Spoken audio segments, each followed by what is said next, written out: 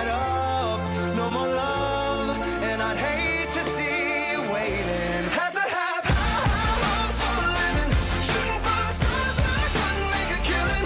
Didn't have a time, but I always had a vision, always had high hopes.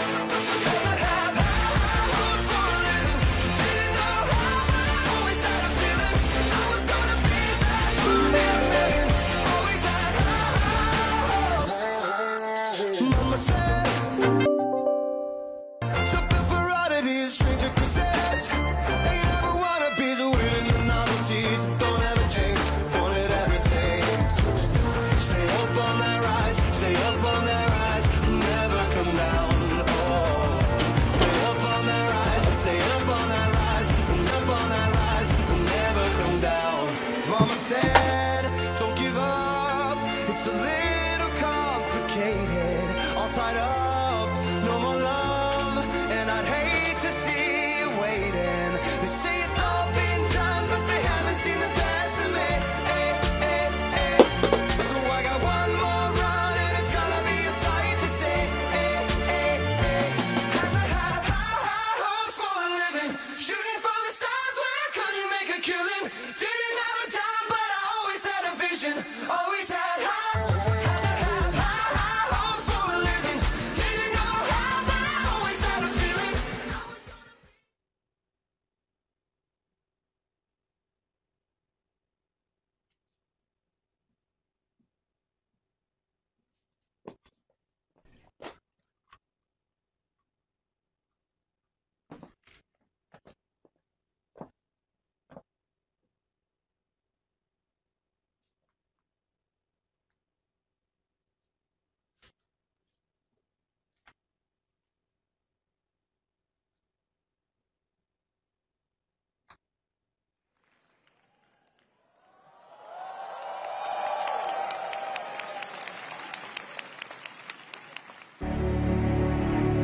Northern California's Bay Area.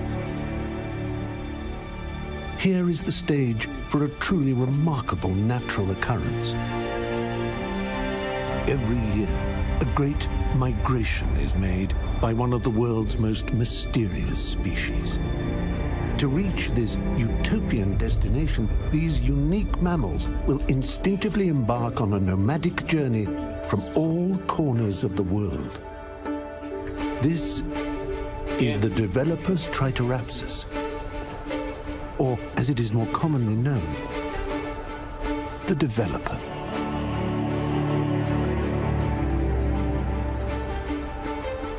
11 and a half months of hibernation has taken its toll.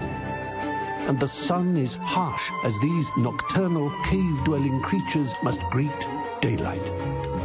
This momentous migration is their first, while for a select few, the pilgrimage is a time-honored tradition. Originating in the remote garages of Silicon Valley, developers evolved at an unprecedented speed. To understand how, we must observe them here, in their sacred temple. And so, it begins. As developers congregate at the event, access to the herd can be hard to come by. For some, blending in is easier said than done. To distinguish themselves, developers identify each other through decorative tribal symbols. These extraordinary plumages are designed to entice and attract. Here, a pack of rogue younglings at play. The safety of numbers allows them to... Oh, wait a moment. They have now entrapped an indigenous silver-crested king developer. Although tempting, one may look at, but not touch, the mane. The feeding frenzy at the great gathering. Moving in like a pack of famished piranhas, this frugal breed will spare no morsel. Those who can pull rank on prime cuts. The event culminates in what is known as the keynote. As the doors open, a behavioral anomaly can be found. Developers running at full speed, battling to secure a coveted front row seat. Following the ceremony, the latest beta software is unleashed. Its nature at its cruelest. Only the strongest apps will survive. Bueno, aquí básicamente lo que están haciendo es dando como el recorrido que hace un desarrollador desde que va a una conferencia hasta que lo desarrolla, el estrés que pasan por desarrollar una aplicación. No es importante solamente por cierto, espero que me escuchen muy bien. Y aquí estoy leyendo todos sus comentarios también. Lo siento, yo soy fanboy de Samsung. Yo no soy fanboy de nada, porque tengo un iPhone y tengo mis audífonos iPhone X. No hay que ser fanboys, pero hay que estar pendiente de todas las cosas importantes que están pasando. Ya por fin se le Tim Cook. Good morning! Good morning! Good morning! Ya está dando el rucazo. Vamos a ver la presentación de diferentes sistemas operativos del iPhone, Apple Watch. Good morning and welcome to WWDC 2018. It is great to be back in San Jose with everyone. We have developers here from all over the world this morning, from 77 countries. That's more than ever before. ¡Qué padre, amigos! And I couldn't be happier to announce that we now have over 20 million Apple developers around the world. That's more than ever before. We've got 6,000 folks in the hall this morning. Welcome. And many millions more watching online. Now, the way that developers get to share their amazing work is through the App Store. Your creativity and hard work have made the App Store the best place to get the very best apps. Next month, the App Store turns 10.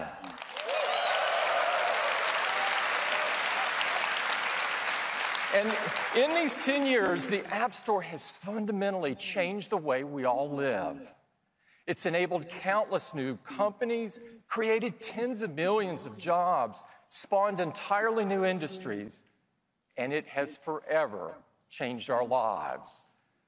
The App Store is the world's largest app marketplace, and we now welcome over 500 million weekly visitors. This is mind-blowing. It's the most incredible app. Diferentes sistemas operativos. ¿Qué pasó? ¿Qué pasó? No sé qué pasó. Se acaba de detener esto. Ay, ignoren eso. Swift to make it so easy to learn to code. Dificultades técnicas, pero se arreglan easy as our rapidísimo. products are to use.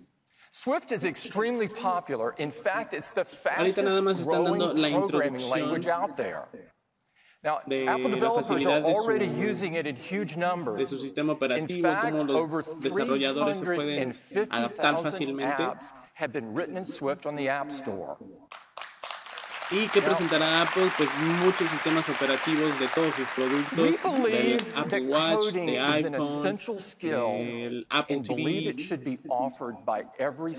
Esperemos que cambie y mejore bastante. Code has so many benefits. It develops problem solving and critical thinking skills. That's why we created Everyone Can Code, with free teaching and learning resources so that everyone could learn to code. It's been so successful and is now available to tens of millions of students around the world. Just imagine what this new generation of coders will create.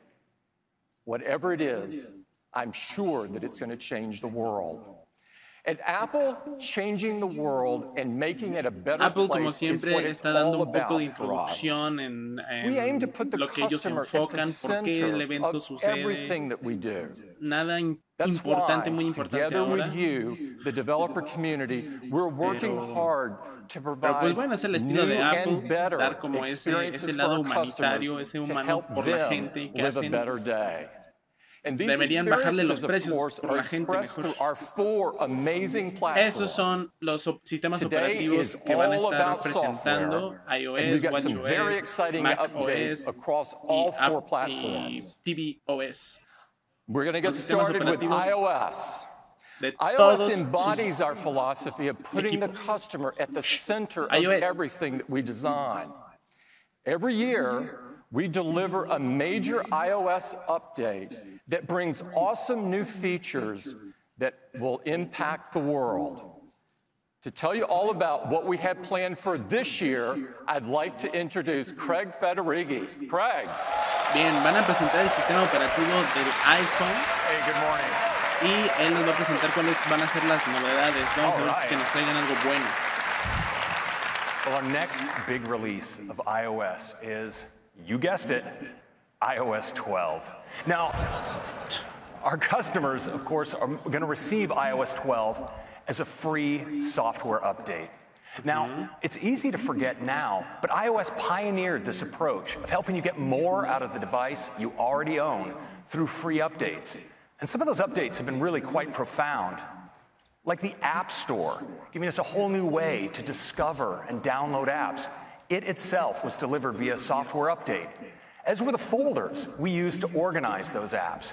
And can you imagine living without Find My iPhone, or iMessage with its end-to-end securely encrypted messaging, or the revolution in iPad productivity with slide over, split view, and drag and drop, Queremos que or eso se AR, aplique en el changing the iPhone. way La we pantalla interact with dividida. the world around us, all delivered via software updates. And of course, we want to get these improvements to as many of our customers as possible. iOS 11 supports devices that were introduced as far back as 2013, like the iPhone 5S. And we just love the way customers race to update to our newest releases. In fact, half of our customers upgraded to iOS 11 in just 7 weeks. It's incredible. Now, as we stand here today, 81% of our over 1 billion active iOS devices are running our latest release. And now, when you look at the competition, well, it's hard to say they really have a software Se update. burlaron de Android en su cara. Boom, chacalaca. So iOS has the fastest adoption of any operating system. But what's much more important to us is customer satisfaction. And we're thrilled to report that customer sat for iOS 11 is at 95%. Now, delivering all of these features across such a wide range of devices while maintaining high performance is a challenge we take really seriously. And so for iOS 12, we are doubling down on performance.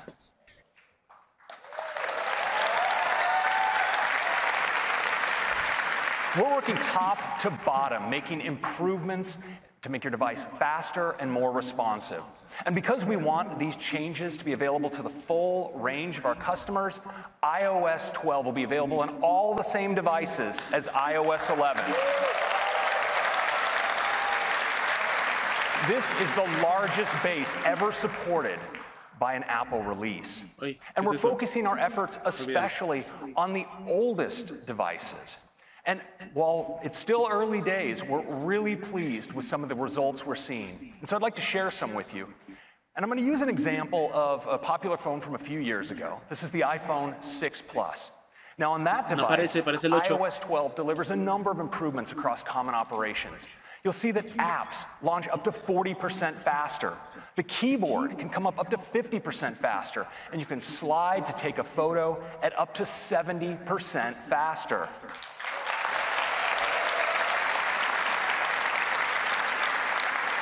Now, our deepest focus this year is optimizing the system when it's under load. And that's where you need performance the most and where iOS 12 really shines.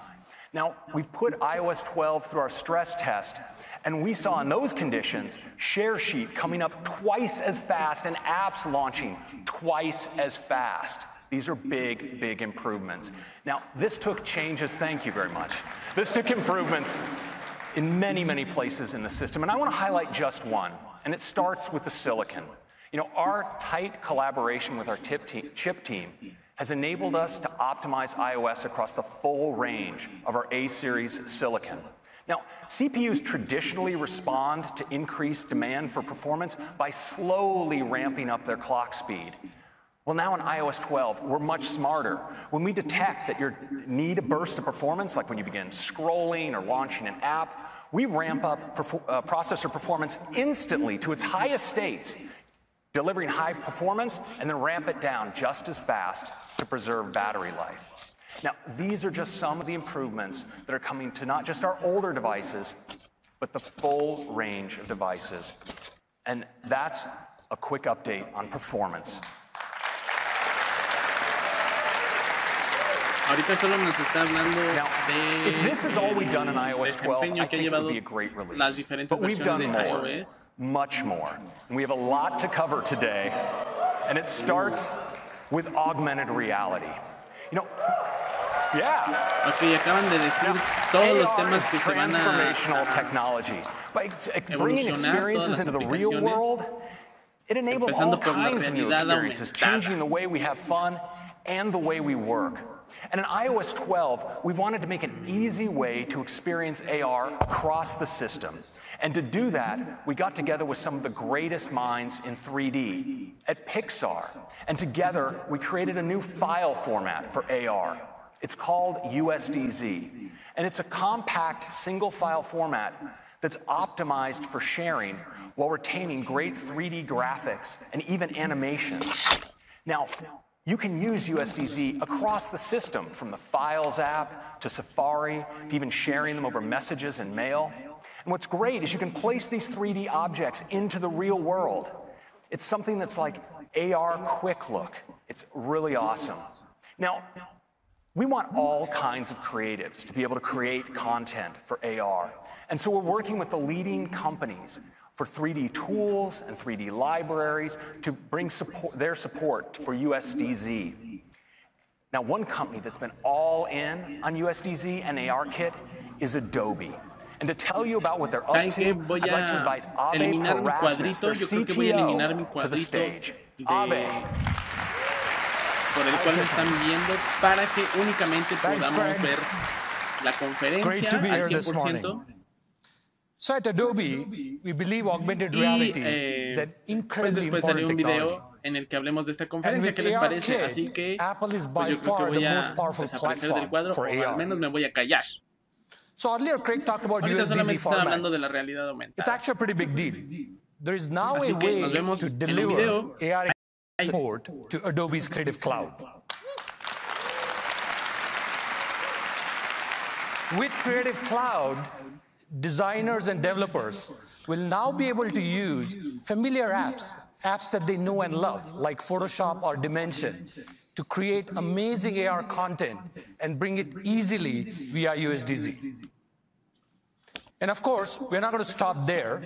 We are going to bring the power of immersive design to Creative Cloud with a new set of services and applications, including a brand new iOS application that's going to let all of you design amazing AR experiences quickly. So you will be able to bring in images, videos, text, any object from Creative Cloud directly into a native AR environment. In fact, for the first time with Creative Cloud and iOS, you will have a what you see is what you get editing in AR. It's pretty cool. So come join us this afternoon, State of the Union, where we're going to give you a sneak peek of some of these new immersive design tools for the first time. Thanks. Back to you, Craig. Thank you, Abe. Now, a critical part of enabling AR is accurate measurement. And fortunately, the precise calibration of sensors in iOS devices and our tight hardware-software integration mean that we do this really well. And we wanted to enable everyone to take advantage of this capability. So we're introducing a new app, and it's called Measure. It makes it really easy to measure objects, detect rectangles and get their dimensions, and measure lines along surfaces. And I'd like to show it to you now.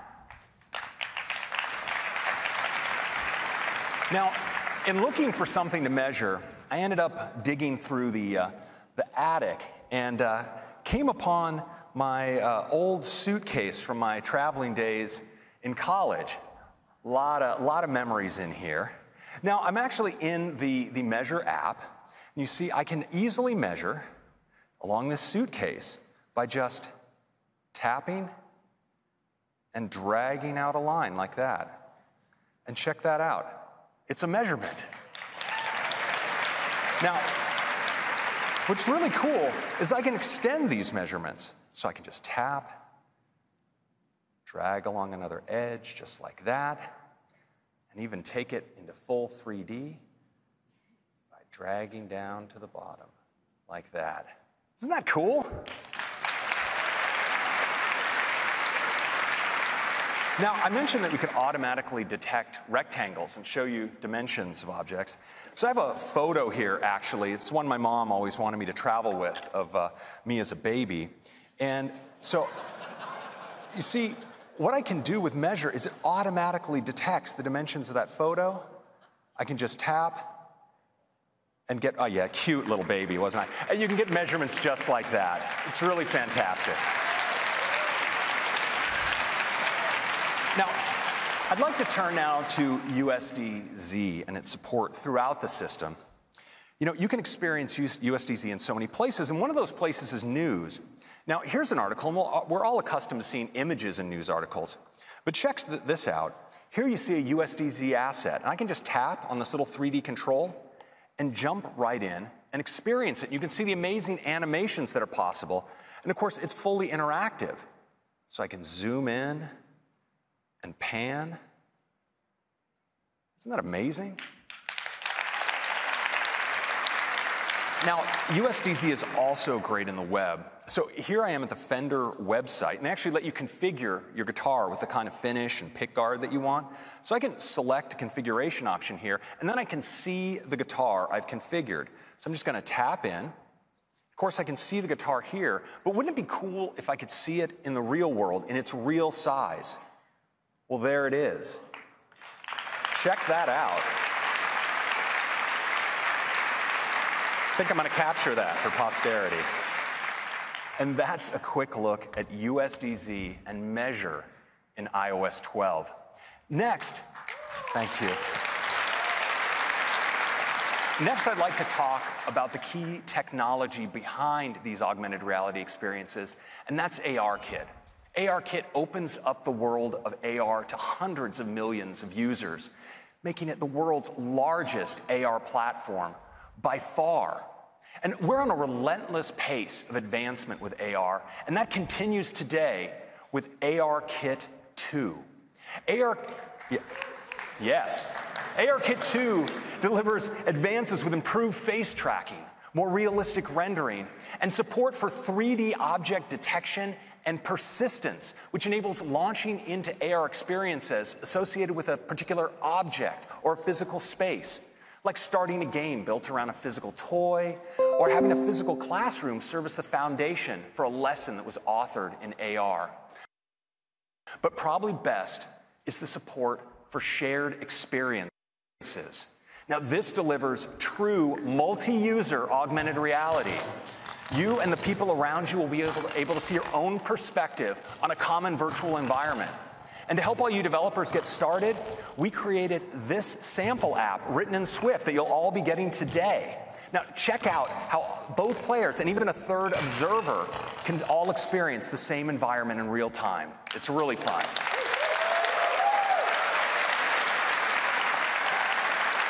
Now, we've also brought in a select few developers into our labs over the last couple weeks to work with ARKit, and they love it. Now, one of them is Lego. And what they've done is so fun, you just need to see it. So I'm pleased to invite Martin Sanders, Director of Innovation of LEGO, to the stage to give you a live demonstration. Martin. That's great, thank you very much. Creating and playing with physical LEGO sets brings great joy to millions of children and LEGO fans all over the world. And now, with ARKit 2, we get to expand those creative possibilities like never before and take things beyond the physical. What we try to do is combine physical and digital together to really open up those creative play possibilities. Because our LEGO sets are really the start point for all of those children's imaginations. And when we get a chance to really embed ARKit 2, it takes it to the next level. Let me show you what I mean. Here we have Assembly Square. It's one of our LEGO creator sets. And already it has so many great details, it's awesome to play with. But wouldn't it be great if we could take things even further? Well now, with 3D object detection, we get to recognize our models and bring them to life.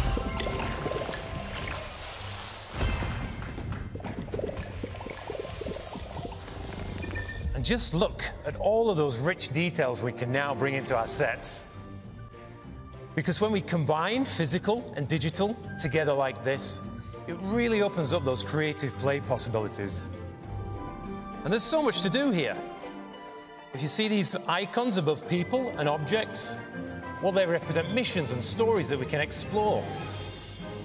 And with a world as rich and as immersive as this, who wouldn't want to play? So let's add a character. How about this little guy here? Welcome back. Let's go on an adventure. Awesome, let's go on an adventure. But going on an adventure with friends is often way more fun. So Anders, why don't you jump on in here? I'm always up for an adventure. Perfect. Because now, with ARKit 2's multi-user support, we get to play with up to 4 friends in the same space. Let's go ahead and add a few things from our collection, Anders. Okay, I will add a bank over here. Very nice, I like it. How about taking this for a spin? Ah, that's cool. Because just look at all those rich details you can see on the outside of the building and even on the inside. Yeah, I think I'm going to add this guy. He's definitely going to keep the bank safe. Oh look, my character's hungry. Let's take him over to the bakery. Well, let's see what they have. Because now with ARKit 2, we get to see inside our physical creations and check out all the details that were hidden before. Got a ballerina, little music session going on, and looks like a bathroom or something. Oops, sorry. Moving on. Oh, another play trigger in the bakery. Let's see what happens when I click on this. Oh, that doesn't look too good. Anders, we've got a situation. I'm going to need your help over here. Okay. I've got a fire truck. Perfect. You put out those flames while... Oh dear. Somebody's got themselves trapped on the roof. So I'm going to use this helicopter to go and pick up these clowns. How are you getting on down there, Anders? I'm almost done. Great, those guys are safe. And the flames look like they're almost out. Perfect, we did it.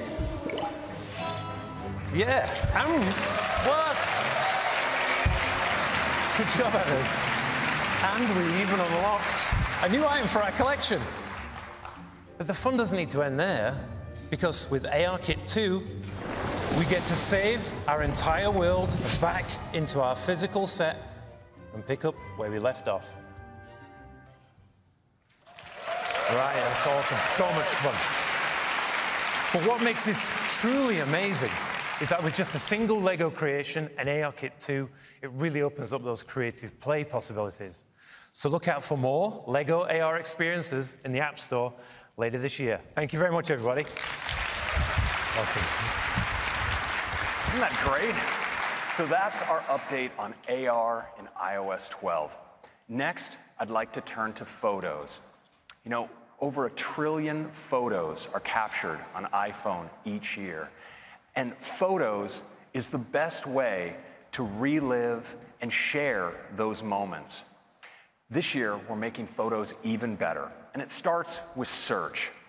Search has powerful object and scene recognition. It lets you search for photos based on things like searching for cars, or dogs, or flowers, and it's a great way to explore your library.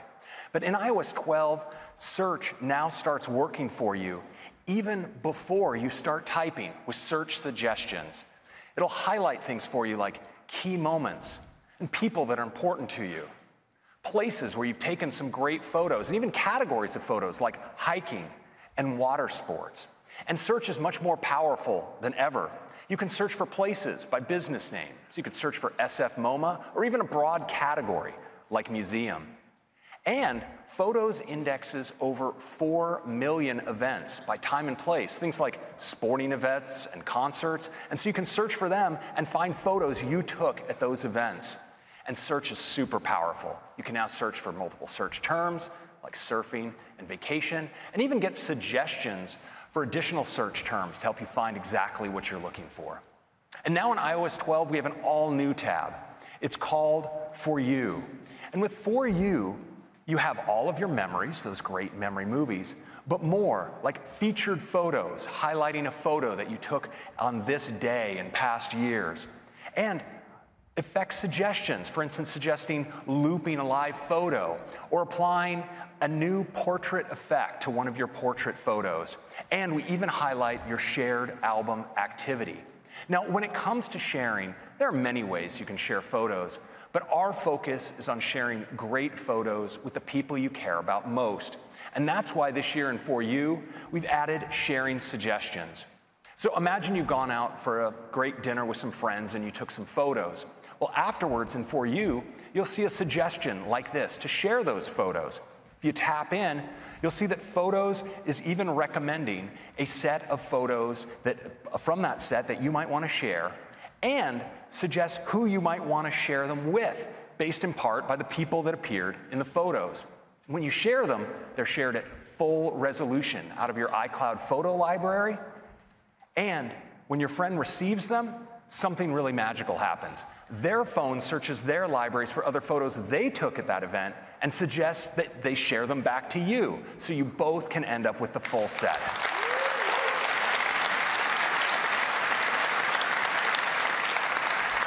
Now, this is built around iMessage, so of course it's private using end-to-end encryption, and all of those smarts are done with on-device machine learning. So that's your quick update on Photos in iOS 12. And next, let's turn to Siri. Now, Siri is by far the world's most used digital assistant, with over 10 billion requests processed per month. And because Siri works across all your devices, it's always there to help you through your day getting things done. Now, we all know that Siri works with many third-party apps for things like messaging, ride-sharing, and payments. But we wanted to make Siri able to do much more for you. And we're doing that by taking advantage of the power of apps with a new feature we call shortcuts.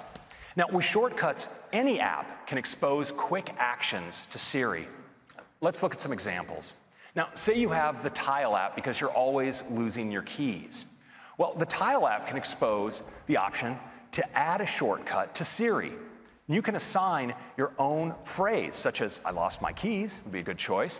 And when you then say it, Siri will automatically activate Tile and show you right in the Siri UI, start ringing your Tile just like that.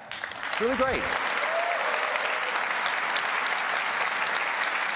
Of course, there's so many uses for this kind of thing. You could say game time to get your team's schedule from TeamSnap, or help me relax to kick off a meditation, or order my groceries to order your usual. You know, with millions of apps, Shortcut enables incredible possibilities for how you use Siri. Now, as you know, Siri is more than just a voice. Siri's working all the time in the background to make proactive suggestions for you, even before you ask. And now, with shortcuts, Siri can do so much more. So for instance, let's say you order a coffee every morning at Phil's before you go to work. Well, now Siri can suggest right on your lock screen that you do that. You tap on it, and you can place the order right from there. Or if when you get to the gym, you use Aptiv to track workouts, Well, that suggestion will appear right on your lock screen. And this even works when you pull down into search. You'll get great suggestions, like say you're running late for a meeting, well, Siri will suggest you text the meeting organizer. Or when you go to the movie, suggest that you turn on Do Not Disturb. That's just being considerate. And remind you to call Grandma on her birthday. Just tap and it'll dial the call for you. Now, we think we're all gonna really enjoy using shortcuts. And so we went a step further. We wanted to let you create your own shortcuts as users of multiple steps across multiple applications. And we're doing it with a new Shortcuts app. So with the Shortcuts app, you could do something like create a shortcut for surf time. And it could go get you the surf report, look up the current weather, get you the ETA to the beach, and even create a reminder for you to put on sunscreen when you get there. Now, it's all done with simple drag and drop steps in the Shortcuts editor right here. It's really easy. Now, to show you how shortcuts can streamline your day, I'd like to invite one of our leaders from our Siri Shortcuts project, Kim Beverett, to the stage to give you a live demo. Kim.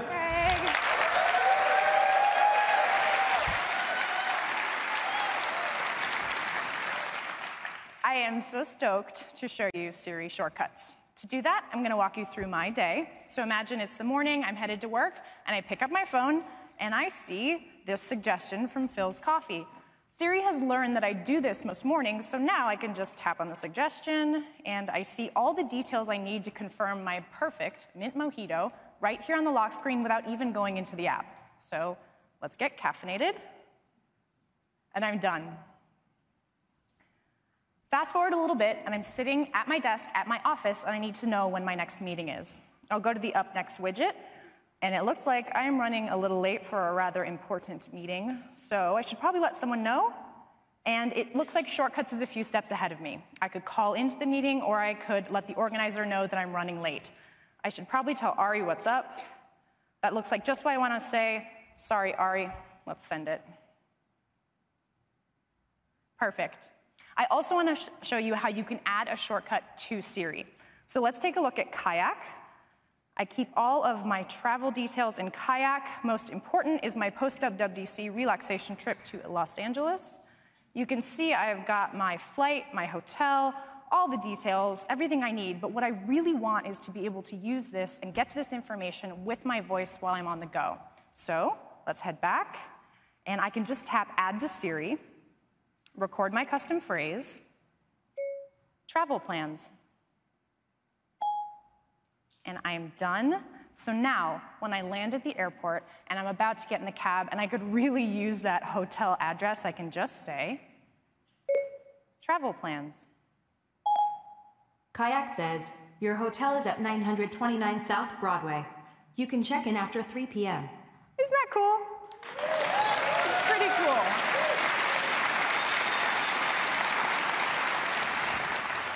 So I would love to be on that vacation, but I should, I don't know, probably finish this demo. So let's head back to work, and I can show you how the Shortcuts app can help me with my commute home.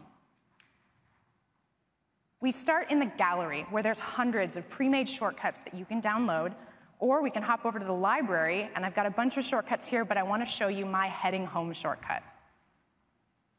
You can see that it's just really a series of steps. It grabs my location and my travel time, and it sends my ETA to my roommate.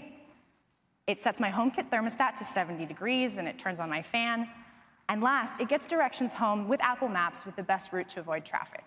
Now, this is already pretty cool, but I happen to be an NPR News junkie, so I should probably just add that to my shortcut to save me some trouble on the ride home. Let's tap Search.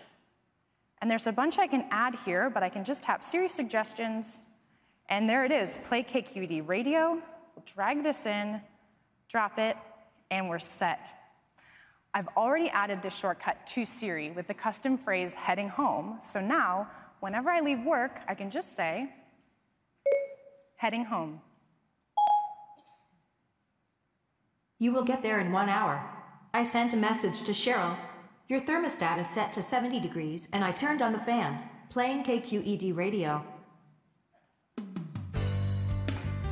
Right?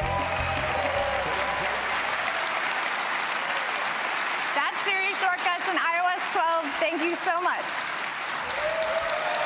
Thank you, Kim.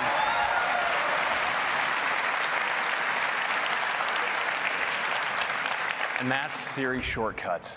It works on iPhone and iPad, and of course, you can run your shortcuts from your HomePod and your Apple Watch. That's your quick update on Siri. Next, let's talk about apps. And to tell you about the latest, I'm going to hand it off to Susan. Susan. Hello.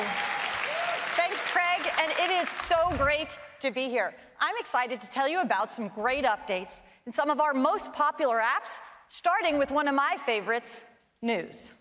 So, News is a personalized feed where you can see all the stories you want to read pulled together from trusted sources. And our top stories are handpicked by the Apple News editorial team to make a great collection of curated content. With our new Browse tab, you can discover new channels and topics, and we've made it even easier to jump to your favorites, because that's why they're your favorites, right? News shines on the iPad. We've added a new sidebar, and it's a great way to navigate. It makes it easy, and I think fun, to dig into the areas you're most interested in. So that's News. Now, we've completely rebuilt the Stocks app, and it's got a beautiful new design. Of course, you can still see the stock prices and the changes at a glance, but we've added spark lines, those little charts, that show the stock performance throughout the day. And that's cool, but are you ready? We are so excited to announce we're bringing Apple News to Stocks. I'm really excited about that. And the top stories in Stocks features business news, right? Curated by the Apple News editors. It's pretty terrific. You can tap on any stock to get a more detailed view, so you can see an interactive chart that now includes after-hours pricing. And you see relevant headlines from Apple News curated by our Apple News editors. So it looks great. And if you tap on one of those headlines, you'll see the full article without leaving the app. And of course, it's formatted to look gorgeous on the iPhone. Now, with iOS 12, we're bringing Stocks to iPad. It's pretty great, and we take advantage of the larger display so you can keep your eye on your stocks on the left while you browse through your financial news. It's a pretty great experience. Next up, voice memos. We've also completely rebuilt voice memos to make it even easier to use. And we're bringing voice memos to the iPad for the first time. Importantly, we've also added iCloud support, so your recordings stay in sync across all your devices. We think iPad users are just gonna love this. And we think that iBooks is the best way to discover and experience ebooks, as well as audiobooks. And with iOS 12, we're introducing an all-new design. And we think the update is so great, we're calling it Apple Books, a new name. Very dramatic. We dropped the I. Apple Books has some great new features. For example, Reading Now, with a preview that makes it really easy for you to pick up reading right where you left off. And there's so much more, including a stunning new store that makes browsing through your ebooks and audiobooks better than ever. We love these updates, and we think you will too. But we also have a smart and safe way to use your apps in the car. I think you know I'm talking about CarPlay. CarPlay already supports third-party audio and voice messaging, voice calling and messaging apps. You probably know that. But what you might not know is with iOS 12, CarPlay will also support third-party navigation apps.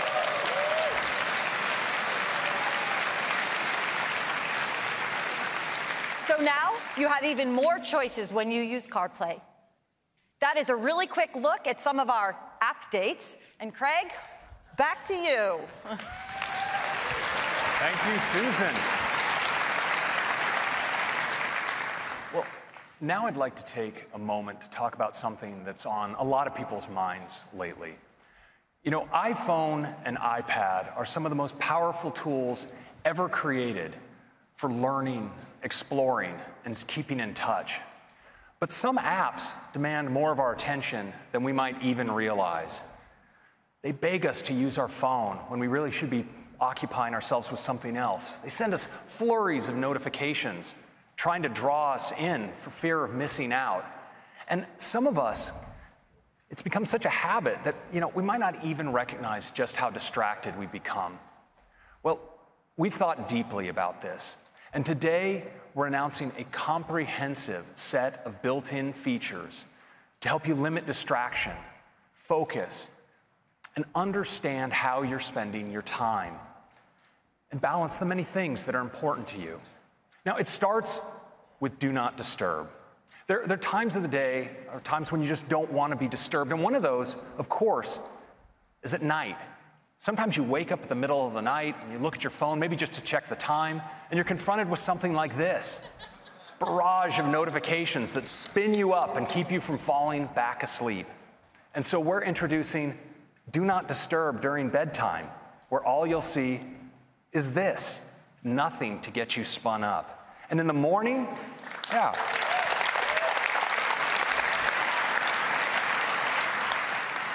in the morning, when you wake up, you're gently eased into your day. You can tap when you want to start confronting those notifications. Now, we've all found ourselves in situations like this. Now, rest assured, he stuck the landing on this one.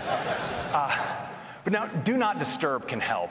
And we made it easier than ever to use Do Not Disturb, because now we have a great new mode where when you press into Do Not Disturb in Control Center, you can set an ending time for Do Not Disturb, for when you leave a particular location, or when an event ends on your calendar. So I think we're all going to be using Do Not Disturb a bunch more. Now, next I want to talk about notifications. Now, notifications help keep us informed and connected to important things that happen throughout the day. And we'd like to give you more control over how many notifications you receive. And so we're enabling what we call instant tuning for notifications right from the lock screen. You can press in to a notification, and from there you can decide to send future notifications from that app directly to Notification Center, bypassing your lock screen, or turn them off altogether. And Siri will even help by suggesting that you turn off notifications for apps that you're no longer using. Now, we also wanted to give you help managing large numbers of notifications. So I'm thrilled to announce that we're bringing to iOS support for grouped notifications.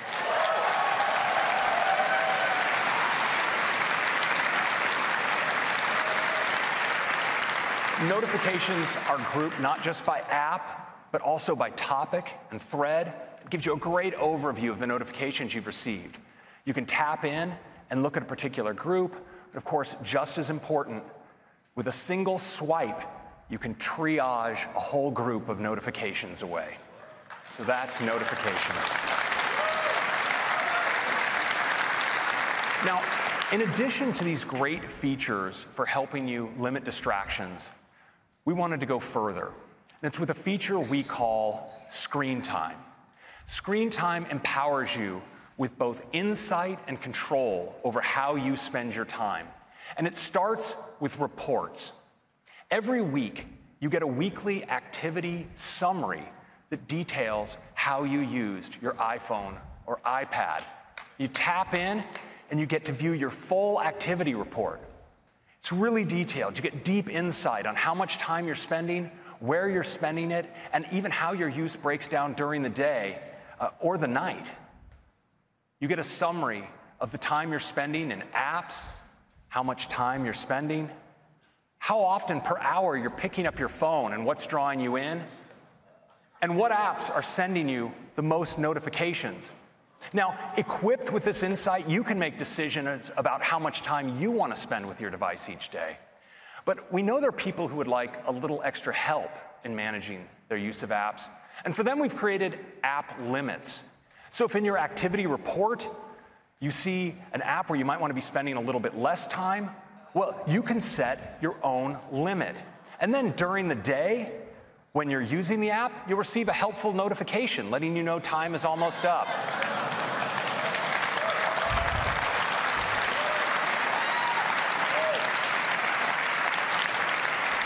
And once you've reached your limit, instead of the app, you'll see this. It's time to move on.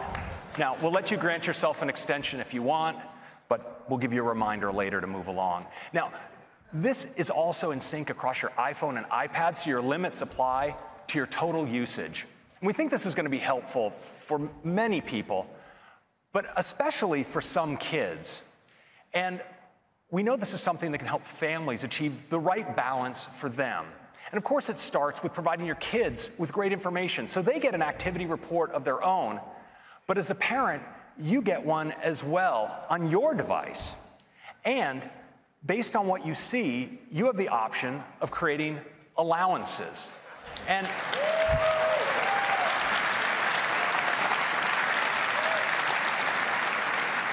now, you have many options. One of them is downtime, time when you want your kids to unplug altogether, for instance, at bedtime. And you can also limit your kids' time in apps by category or by individual app. Now, there's some apps you may want to always allow them to use. For instance, you may want them to be able to get at the phone at all times so they can contact you. Or you may want to give them access to educational apps. And you can also limit access to only movies, apps, and websites that you deem age appropriate. Now, this works, of course, across their iPhone and iPad, and it uses family sharing, so it's super easy to set up. And you can manage it all remotely from your parental device. And so that are some great screen time and some great features to help you better manage your time.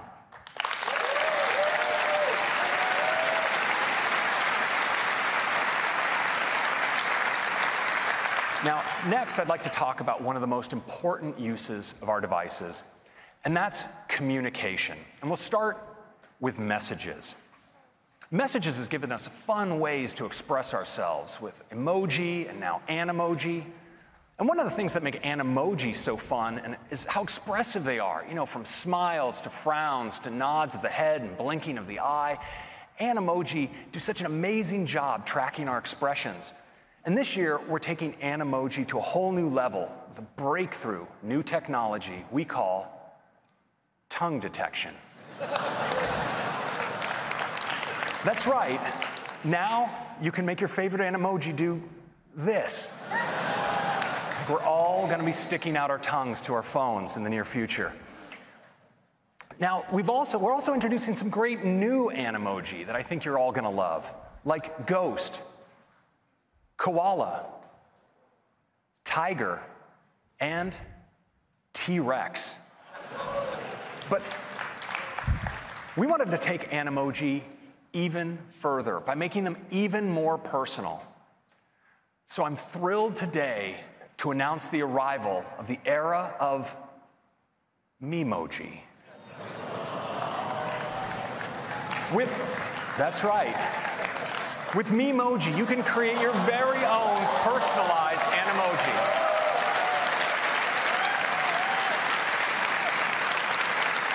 Now, these Animoji can look like you or the real you. And we've worked hard to build a deep set of customization options to let our customers create an incredibly diverse set of Memoji. It's really incredible what you can create. And we've designed a beautiful new experience to create these Memoji that makes the process fun and easy.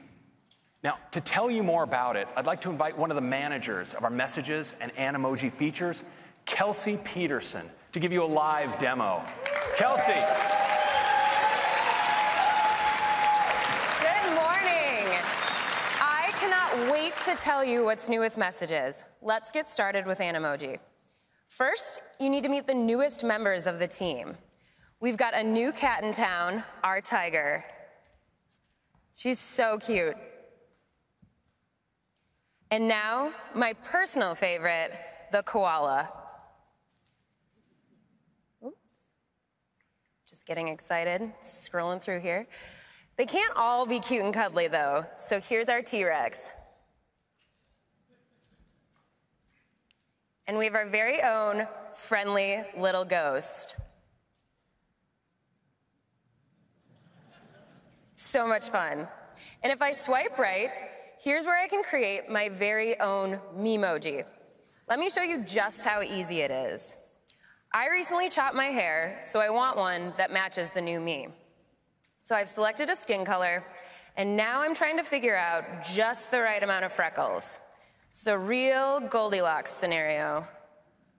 Yeah, these are just right. Okay, on to the main event. There are so many hairstyles to choose from. First, I'm gonna grab my color, and then like I said, I need to go a little bit shorter. All right. Nope, this is the one. Now that I'm all set, I can of course select my eye color. And what's really amazing is as I'm making changes, the character up above is coming to life. There are tons of options for me to customize. I could add earrings, but what I really want is a great pair of sunnies. So I'm gonna come over to eyewear and pick out some frames. Maybe not for today. I think I need 2 lenses.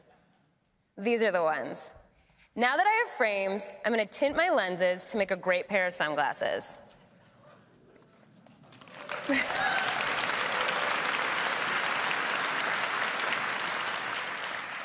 Perfect. Okay, I think I'm all set. I'll tap done, which saves my brandly created Memoji right here into the drawer alongside the rest of my team. And that's how simple it is to create your very own Memoji.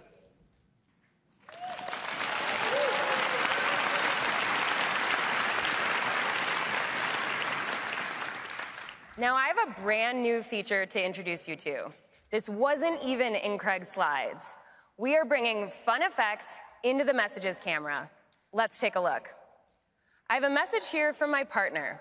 It looks like he's informing me that he's bought our dog, Ferdinand, yet another tiny dog hat. This isn't even the first. I think this is the perfect opportunity for a response with this new fun camera. So I'll tap to pull up the camera, and then I can see this little star over here on the left. Tapping on that gives me a strip with all sorts of new effects. So I could add things like shapes or text, but let's check out these filters. Ooh, so this is comic book. It's really fun, but for a response about a tiny dog hat, I think I'm gonna go in a different artistic direction. So what I really need to do is add a sticker from one of my favorite sticker packs. Ferdy looked really excited about that new dog hat, so I'm gonna put him right here. And now we have an all-new way for you to use Animoji. I can apply my favorite Animoji right here, live.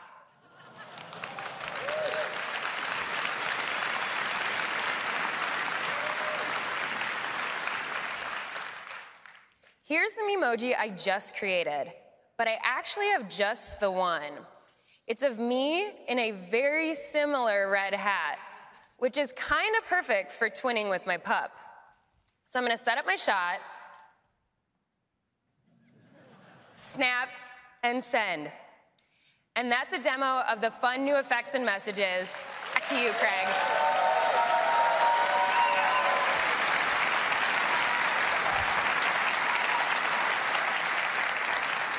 So that's Memoji and some fun new effects in camera and messages. Next, let's talk about FaceTime. Yeah. FaceTime is the way that so many of us connect with the people in our lives and share some of our most important moments. And it's helped us deepen our connection with people important to us wherever they are. And of course, it's a fun place just to hang out. Now, this year, FaceTime is going to take a big leap forward, because today we're introducing Group FaceTime.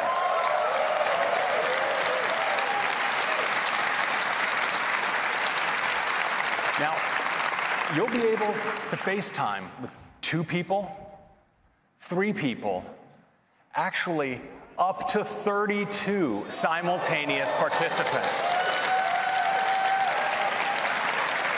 Now, setting up a group call couldn't be easier. Just instead of typing one person's name, you can do many. You can ring them by tapping audio or video. But we also introduced a great new way because FaceTime is now integrated into messages. So you can quickly go from a group chat you have going directly in to a group FaceTime. And members of the group can join in and drop out at any time. It's really great. Would you like to see it? Well, let's do a demo. Well, I think for our first live demo of group FaceTime, I'm going to contact the folks back in Cupertino. Now, I can just dive into this conversation I have going with the members of the FaceTime team. And it looks like actually they're already on a group FaceTime call, so I'm just going to join right in.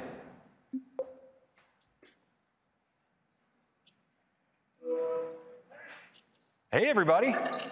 Hey, Craig. Now check it out. So it's this beautiful FaceTime UI. We have these big, gorgeous tiles right up front where you see some of the leaders of the FaceTime team. And down at the bottom, there's an area we call the roster that contains everybody else. And of course, I'm right there in the lower right-hand corner. Hey, Craig. Wait, am I on the big screen? Yes, Lauren, this is not a test. You're in front of 6,000 of your biggest new fans. Let's go for Lauren.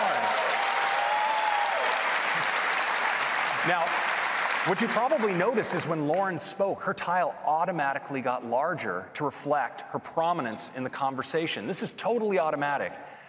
Hey, Roberto, how's it going back there in Cupertino? I'd say it's going pretty well.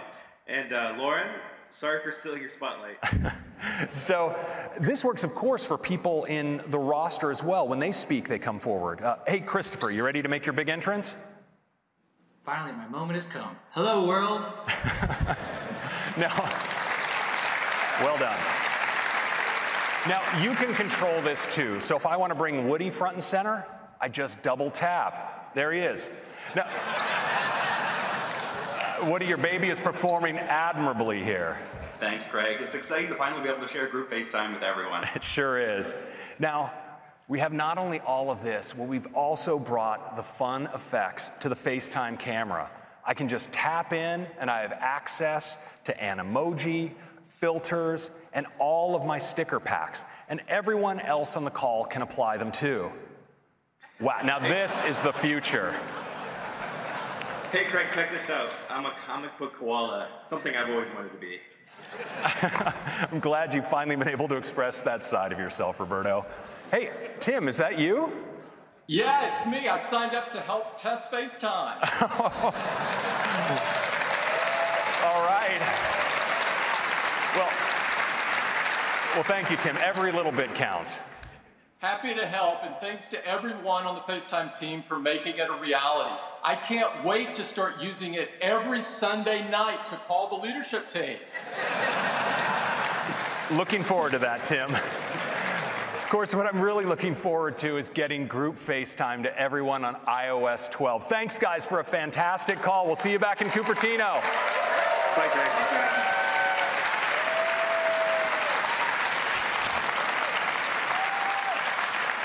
So that's group FaceTime.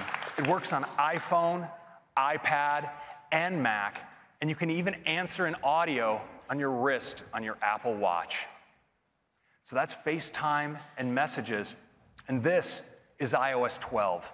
Improved performance, new AR experiences, Siri suggestions, screen time, Memoji and fun effects in the messages camera, and group FaceTime. I hope you like it. I'm going to hand it back to Tim. Thank you. Thank you, Craig. iOS 12 looks fantastic, and we can't wait for everyone to get their hands on it. Next up, we'd like to talk about the Apple Watch. Yeah. When we began development of the watch many years ago, we had a vision for just how impactful and essential it could become in our lives. So we worked very hard to create something that you would love and want to wear all the time. And customers do love it.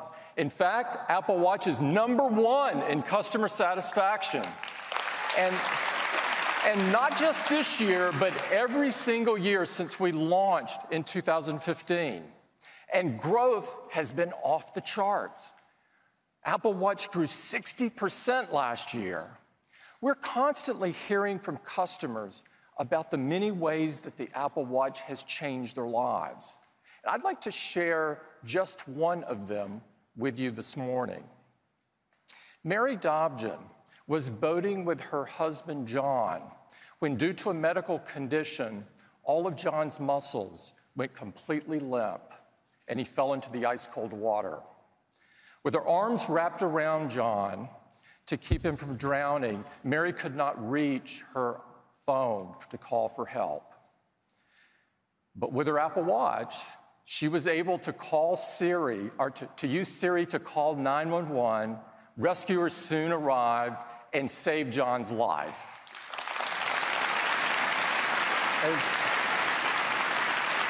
As Mary told us, if it wasn't for my Apple Watch, he really would not be here today. This is just one of the many stories that we've heard about how Apple Watch is impacting people's lives. They range from getting people to be more active, to helping users live a healthier life, or even to alerting users to an elevated heart rate. Apple Watch brings such amazing capabilities right to the wrist. And of course, at the heart of this is Watchos. We're excited to introduce Watchos 5 today, which brings even more ways for you to stay active and connected.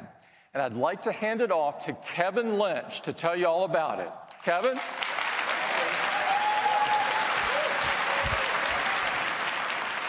Good morning. You know, stories like that about how Apple Watch is supporting people around the world in even extreme situations like Mary and John's, but also in their daily lives, is really super motivating to us as a team. And there are things you do every day that shape your life. And Apple Watch has two key areas it's working to help you support those activities every day. First, staying active to increase your well-being and health. And second, being connected to the people and the information that you care most about. We're moving Watchos forward in both of these areas. Let's start with health and fitness. Now, much of the power in the health and fitness features that we put in Watch are really empowered by the investment we do to make sure the data you see is accurate. The data from our custom-built heart rate sensor, accelerometer, gyro, GPS are all thoroughly validated. In fact, from our fitness lab, we've studied over 6 terabytes of data, where 12,000 study participants logged over 90,000 hours of sessions. They actually burned 2.3 million calories doing this. We believe this is the largest biometric data collection of its kind. And we take this information and we work to integrate this seamlessly with the user experience. So when you raise your wrist and you look at your activity rings, the information is not only accurate, but it's also meaningful to you. And we really love hearing about your focus on closing these rings. And we really enable this through a number of ways in Apple Watch. First, of course, we do daily coaching, so you can see what your goals are for the day. We also support celebrations when you achieve your goals. And we have special edition challenges, like the most recent Earth Day challenge that we did. And on a monthly basis, we do monthly goals that are personalized to you. And of course, the Activity app also supports activity sharing, which has become one of the most popular features of the Activity app. Many of you love the excitement of good old-fashioned competition, though. So in Watchos 5, you can challenge any of your activity-sharing friends to a 7-day competition whenever you would like. And if they accept, you each try to win the week by closing your rings and earning points. You earn 1 point for each % of a ring that you close. And while you're in the middle of a competition, your progress notifications are updated to not only show you the progress your friend's making, but also where you stand in the competition. And when you win, you receive a new award. We're really excited about this addition, and if you're competitive, it gives you a whole new way to enjoy the Activity app. Now, when you do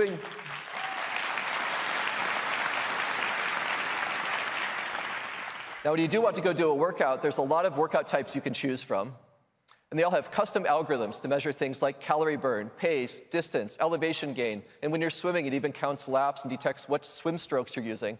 And with Gym Kit, your metrics are in sync with your favorite gym equipment. And we're really excited to bring more enhancements to workouts in Watchos 5, starting with a new workout type for yoga. Now, this works primarily from your heart rate. And we calibrate this to your fitness level through the rest of your day. So now you can more accurately track those yoga sessions, including those intense vinyasa sessions. Now we've also added a new workout type for hiking. This takes into account pace and heart rate and elevation gain, so you can more accurately get exercise credit while you're hiking in steep terrain or really long stages. And Apple Watch has become a really great running companion, especially now that we've added GPS and cellular and music streaming. We're making this an even better experience now for training runs and races. In addition to current and average pace, you now have the option to keep track of your rolling mile pace, which is how fast you ran the immediately preceding mile. You can also now set a custom pace alert, so your Apple Watch will tap you when you're above or below the pace that you've set. And finally, runners will now get cadence, so you can see your current steps per minute. We're really excited for runners to try these out. Now,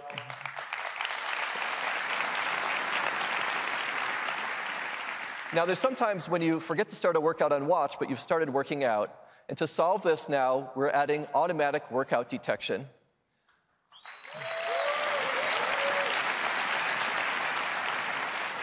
So your Apple Watch will now offer to start tracking a workout if it senses that you're beginning one.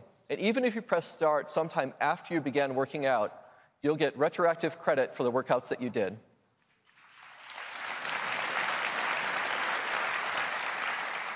And these start alerts will support all these great workouts on Apple Watch. Now, when you reduce the intensity of your movement or your heart rate decreases, but you forget to end your workout, of course, Watch will also detect that and suggest that you stop.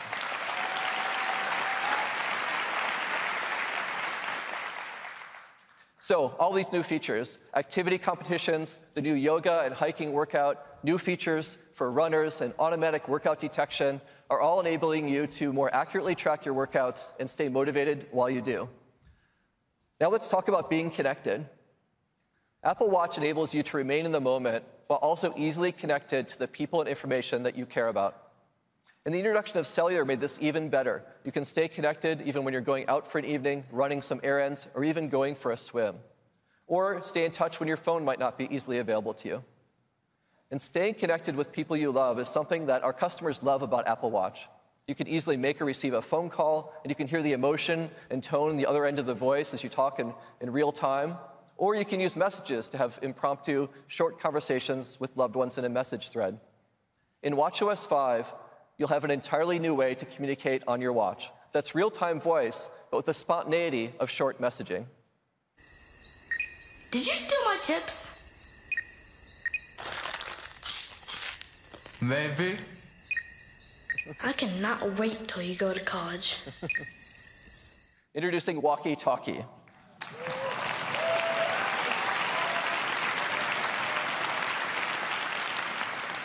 This is a new app on Apple Watch. It's a fun, easy way to talk with friends and family.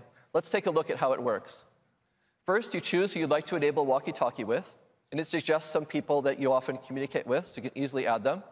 Now, the first time that you do this, your friend will receive a one-time request to allow a walkie-talkie connection with you. If they accept, then you can speak to each other with walkie-talkie whenever you like. And to do this, you just press to talk, and then your friend can hear your voice just like a walkie-talkie. And they're going to feel a haptic and hear a beep beep sound right before your voice comes out. And this new watch-to-watch connection works over cellular or Wi-Fi. It has really high audio quality, and it's a lot of fun. We can't wait for you to try this out. That's walkie-talkie.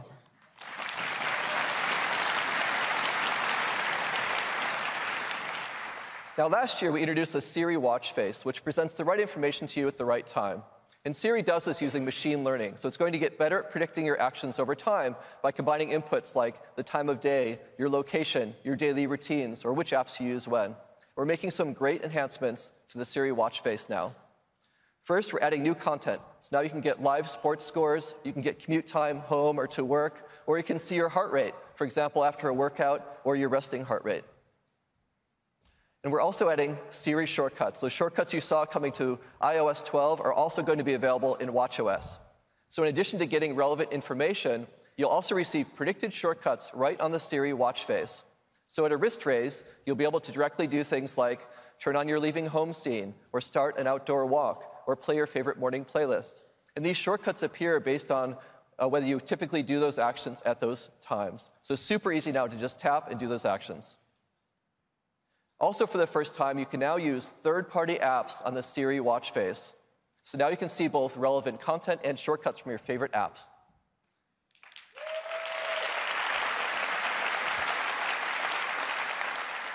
So if you always go running with Nike Plus Run Club at a certain time, or you're logging your meals with Lose It, or you use Citymapper to find your commute home, you just raise your wrist and tap. It's that easy. So new content, support for shortcuts, and third-party apps making for an even more powerful Siri watch face. Now, currently, to talk to Siri, you raise your wrist and you say, "Hey, Siri." And when you think about this, it's quite a strong signal when you raise your wrist and talk to your watch. It's kind of like when someone's standing right in front of you. You don't need to say, "Hey," because you have their attention already. So we're bringing this same social cue to Siri on the watch. So you no longer need to say, "Hey, Siri." You just raise your wrist and talk to Siri.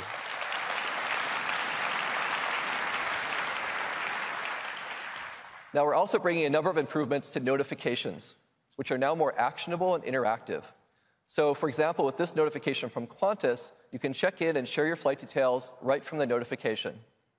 After you finish a ride with Didi, you can scroll down, you can rate your ride and pay with Apple Pay right there in the notification.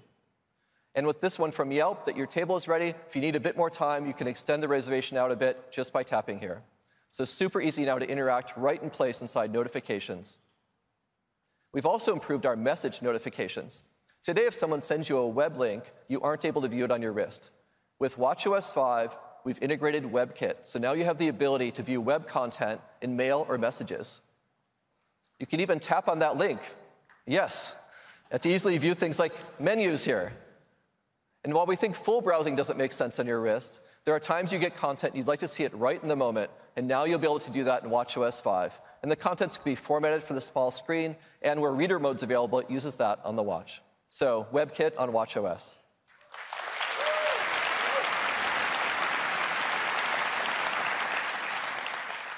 Now with watchOS 4, we introduced an entirely new way to listen to music while you're on the go. You can stream 48 million songs on your wrist with Apple Music, or you can listen to automatically synced and curated playlists. And now with watchOS 5, we're giving you even more to listen to. That's right, the Apple Podcast app is coming to Apple Watch. Upcoming episodes from subscribed podcasts will be automatically synced to your watch, so you can get them right there. Or you can just ask Siri to stream a podcast for you, and it'll start playing. And playback resumes across all your devices, so you can continue just where you left off. So that's podcasts. Now, those are the great new features coming in watchOS 5 to stay connected with people and information that you care most about. Interactive notifications, web content, new content and shortcuts in the Siri face, podcasts, and of course, walkie-talkie. Now, we'd like to show you this stuff live in action, and we thought we'd increase the challenge a bit in our live demo here today to keep it interesting. So Jules, who helps lead our fitness experiences, is actually going to do the demo while biking.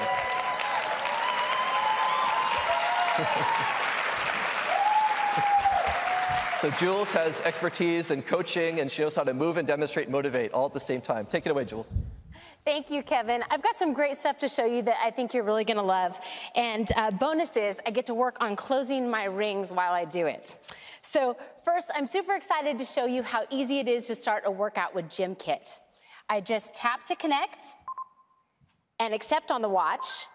And now I can control and start the workout right here from the console on the bike. All of my data between the watch and the bike is in sync, and all of my workout metrics are accurate. Now, I wouldn't typically be trying to demo things for you and sneak in a workout at the same time, but I want to show you activity competitions.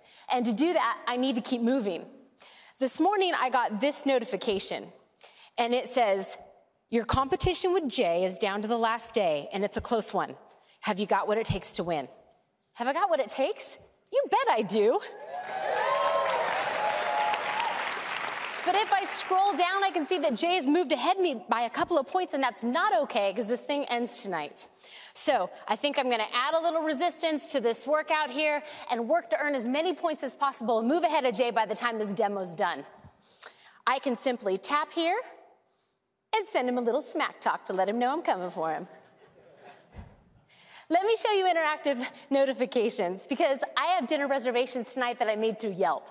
If all goes well here, I'm going to go out with my girlfriends from work to celebrate. And because we all know that Jay's going to lose this competition, maybe I should invite him along so it can be his treat. Now I can simply add to the number of guests and confirm right here in the app without ever having to open it. It's that simple. Now in Watchos 5, notifications from apps are smartly grouped together. And here are a couple messages from my friend Catherine. We're trying to get to a yoga retreat this summer, and it looks like she sent me a link. Now I can tap it here and see if she's found somewhere great for us to go. Oh yeah, this looks beautiful. I'm already in, but I could continue to scroll through the site, maybe read a little bit more about the retreat, even check the dates to make sure that they work. And I can do all that right here from my wrist.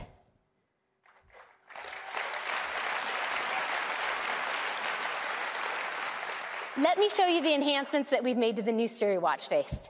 At the top here, you see the workout that I'm in right now. And when I'm ready to get back to it, I can just tap. Next up is Glow Baby. Next up is Glow Baby, because it's about this time each day that I check the app to see if my husband has logged our 1-year-old's nap. Oh, good job, baby. He slept 2 hours. And you parents know that good naps equal good night. All right. As I scroll through my day, I can see my next meeting. I can see traffic and directions to places that I'm going later today. Here's that dinner that Siri found in my calendar. And waiting for me at the end of my day is a shortcut to my evening meditation with 10% happier. Nice. Now, I want to check back in on this competition. Good idea to get a little moral support from my #1 fan. And you heard Kevin say how walkie-talkie is so great for staying in touch with close friends and family. So I set my daughter up with walkie-talkie so that she can help demo what it's like to receive one and maybe give me a little bit of love up here. Oh, there she is. Mommy, I see you on TV. Isn't that fun? How am I doing? So good. I know you'll beat Uncle Jay.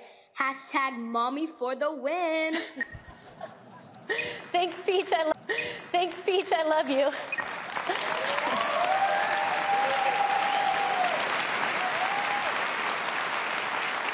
And that's how walkie-talkie works. Now, to check in on this competition and see if I have done enough to pull ahead, I'm going to tap into activity and swipe over to see the score.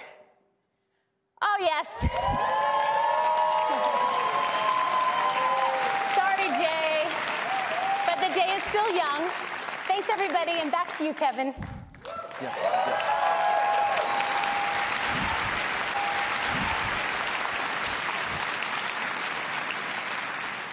Way to go, Jules.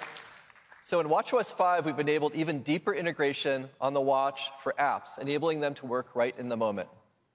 And apps can include interactive controls within notifications, so you can quickly do more without even opening an app, like extend your parking with Pay by Phone. And with shortcuts, there's also new opportunities on Apple Watch right on the watch face. You can tap on a shortcut on the Siri face to order coffee, rent a bike, or pick up where you left off in a workout. You can even use your custom Siri commands that you created on your phone to speak on your watch. And for native apps building rich experiences, we've improved the Workout API for greater performance, and we've added the ability for third-party apps to play background audio.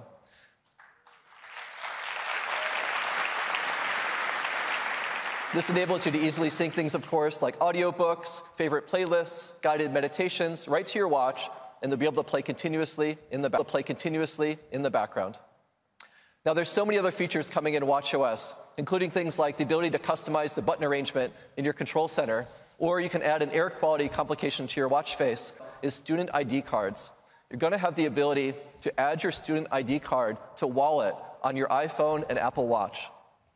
And this works by simply holding your watch near a reader. Anywhere you can use your student ID cards on and off campus, you can get access to places like your dorm or the library or events on campus. You can even pay for things like snacks or laundry or dinners. And this is your phone, and it will be available this fall, starting with these universities, and will expand to more campuses over time.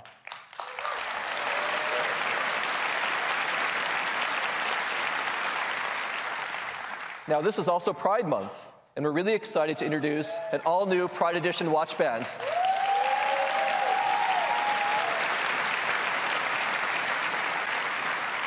And we didn't stop there. We made a beautiful new face that matches perfectly with the band.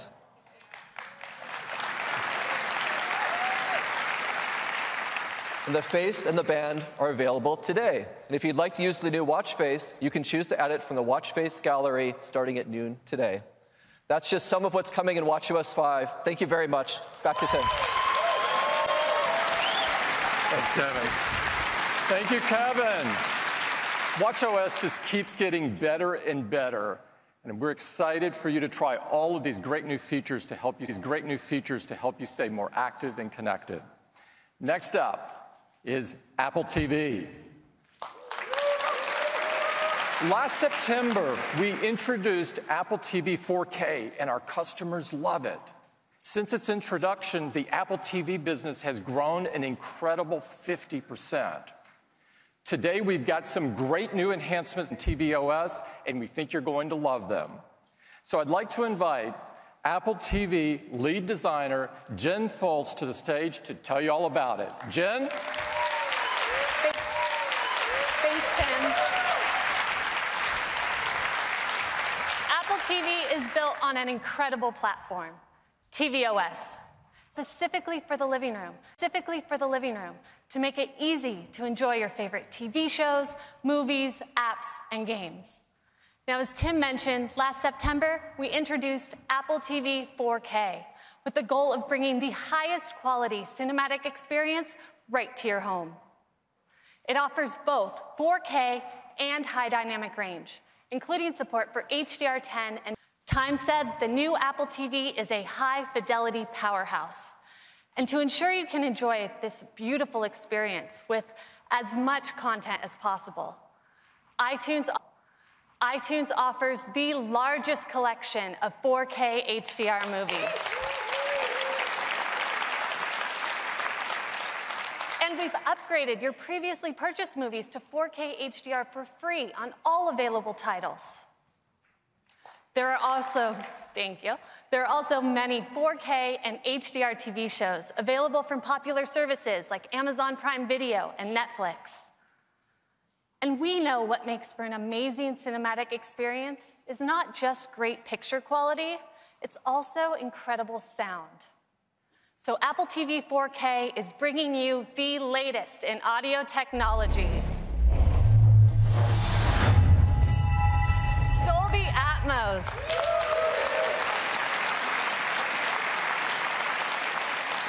With Atmos, you get room-filling sound, the perfect complement to the stunning visuals of Apple TV 4K. Now, what makes Atmos so special is that unlike a traditional surround sound setup where sound is assigned to channels like the left or the right, Dolby Atmos has the ability to completely immerse you. Atmos moves sound in three-dimensional space, creating an experience with powerful audio that flows all around you. It puts you right in the center of the action. All this with a home theater setup as simple as a Dolby Atmos-enabled soundbar and an Apple TV 4K. In fact, Apple TV 4K is the only streaming player to be both Dolby Vision and Dolby Atmos certified.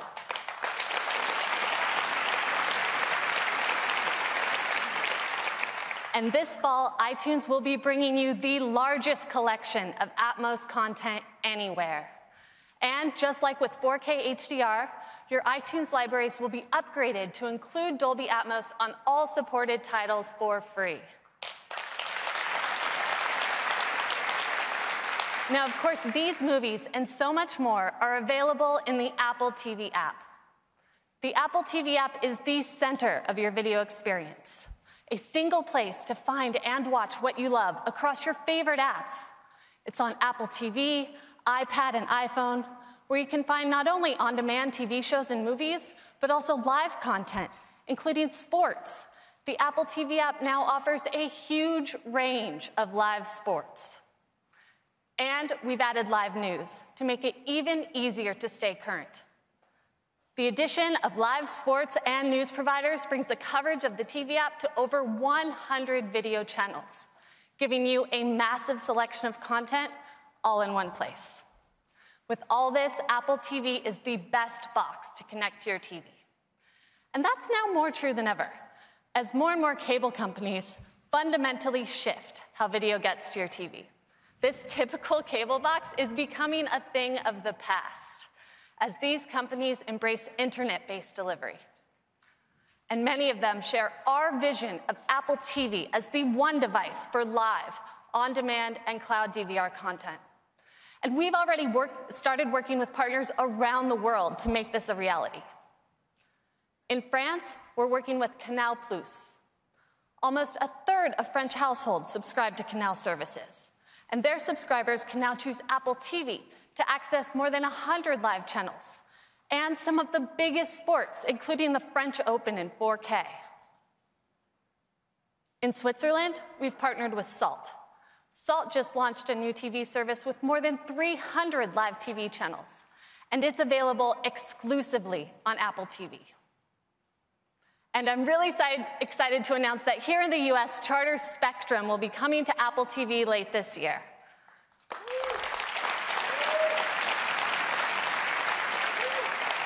That means that up to 50 million homes will be able to choose Apple TV to access all their live channels and thousands of on-demand programs.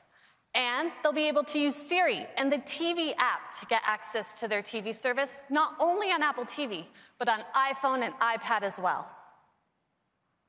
Now, with nearly any cable subscription, you can get access to dozens of video channels, like ESPN, Showtime, NBC, and many more. But it used to be really painful to set up, having to authenticate each app individually. I'm sure all of you have seen that 6-digit code you have to go online and type into a web browser. Well, last year we introduced single sign-on. Enter your cable credentials only once, and we unlock all of the apps your subscription supports. Well, now we're making it even easier with zero sign-on.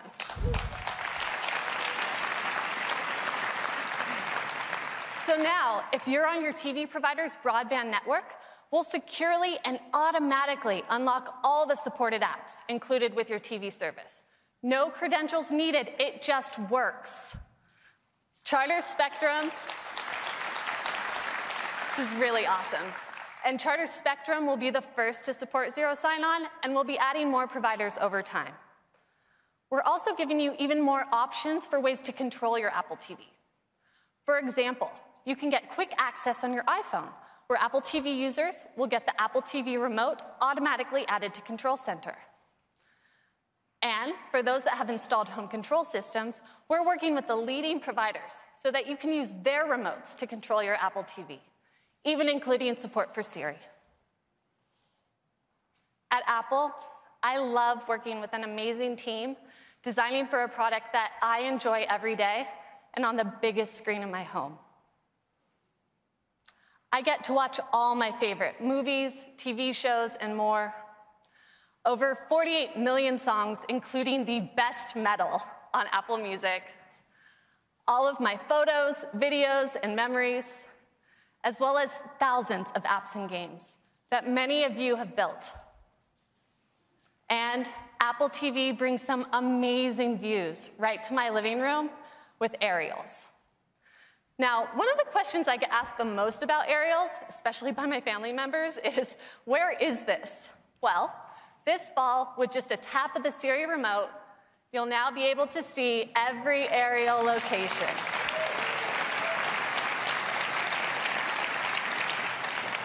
And you can even swipe between locations, so you can see even more. And today, I have an incredible new location to share with you. For the past year, we've been collaborating closely with an amazing partner, filming some stunning footage from around the world with a very unique vantage point. And here it is. Earth.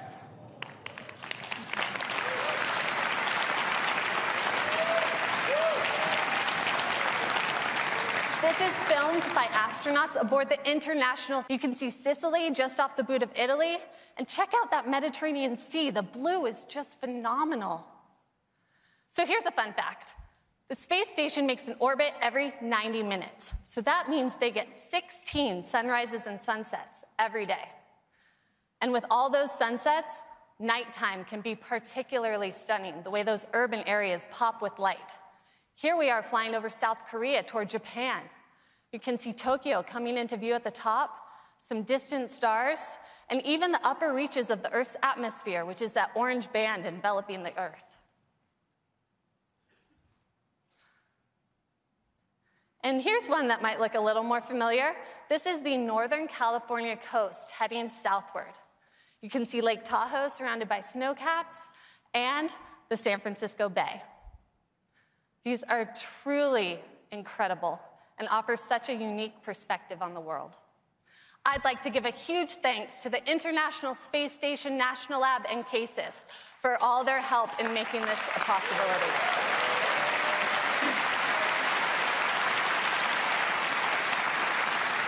These are going to look incredible at home in 4K HDR. So that's tvOS. Apple TV gives you amazing picture and sound with 4K, HDR, and now Dolby Atmos. And the Apple TV app is the center of your video experience. Available on Apple TV, iPad, and iPhone, it's the one place to find all your favorite TV shows, movies, sports, and news. And with that, I'll hand it back to Tim. Thank you. Thanks, Jen. Apple TV 4K and tvOS look and sound awesome. You're really going to love it. Next up is the Mac. At Apple, yeah, we love the Mac. The Mac was the first computer that made powerful technology so easy to use and put the customer at the center of the experience. And of course, that remains at the core of all Apple products. For more than 30 years, the Mac has empowered people to create all kinds of amazing things, from the personal to the professional. Today, we're excited to take Mac a huge leap forward. The next version of macOS is chock full of new features inspired by pro users, but designed for everyone.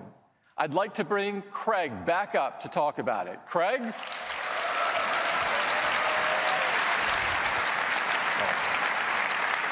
Hello again. It's true that macOS is the heart of what makes a Mac a Mac. And we want as many Mac users as possible to have access to our latest software. And that's why 6 years ago, with the introduction of OS X Mavericks, we began offering our macOS updates free for Mac users.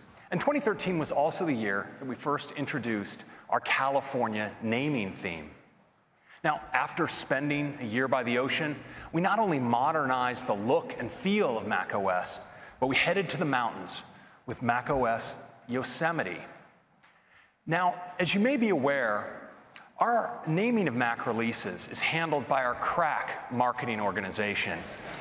And as you probably noticed, they went on a 4-year mountain-bound bender. In El Capitan, we added Metal, our groundbreaking graphics technology. In Sierra, we brought Siri to the Mac and extended our capabilities and continuity. And last year, with High Sierra, we focused on deep technology, preparing the Mac for future innovation. Well, this year, we've made some striking changes to macOS.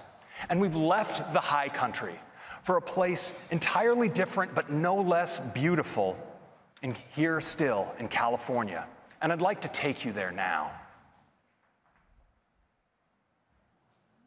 Our next release of macOS is macOS Mojave.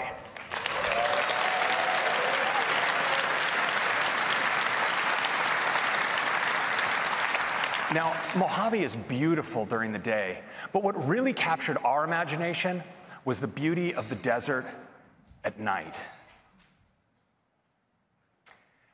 And this inspired one of our most distinctive new features, and I'd like to show it to you now.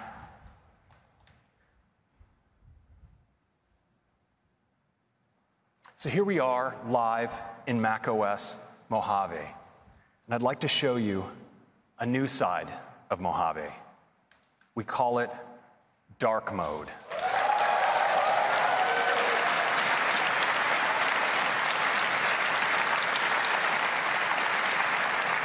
Now, as you see, dark mode is not just about the dock or the menu bar. It extends to your Windows Chrome, your sidebar, and even the content of the windows.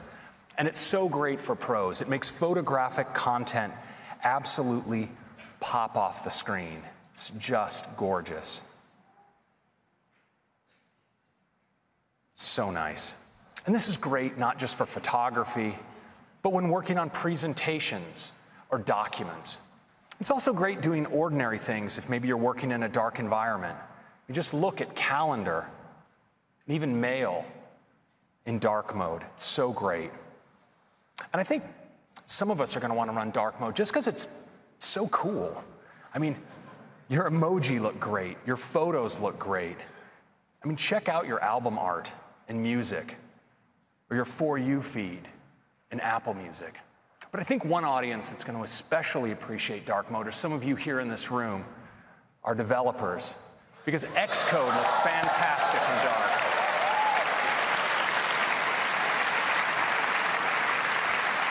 Whether it's your source code or even interface builder and all of its inspectors, they just look fantastic in black.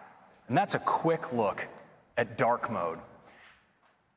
Now, we were so inspired by this changing desktop wallpaper that we decided to add a new feature to Mojave that I think you'll enjoy. It's called Dynamic Desktop.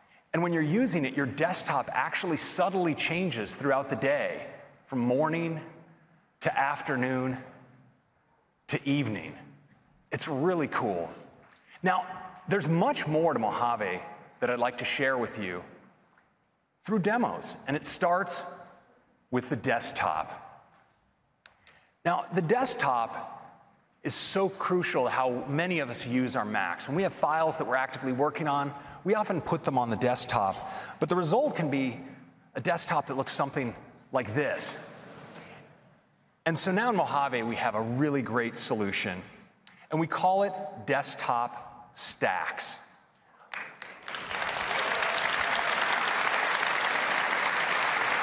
All of the contents of your desktop are automatically arranged into these stacks. And they can be arranged by kind, by date, or even by tag.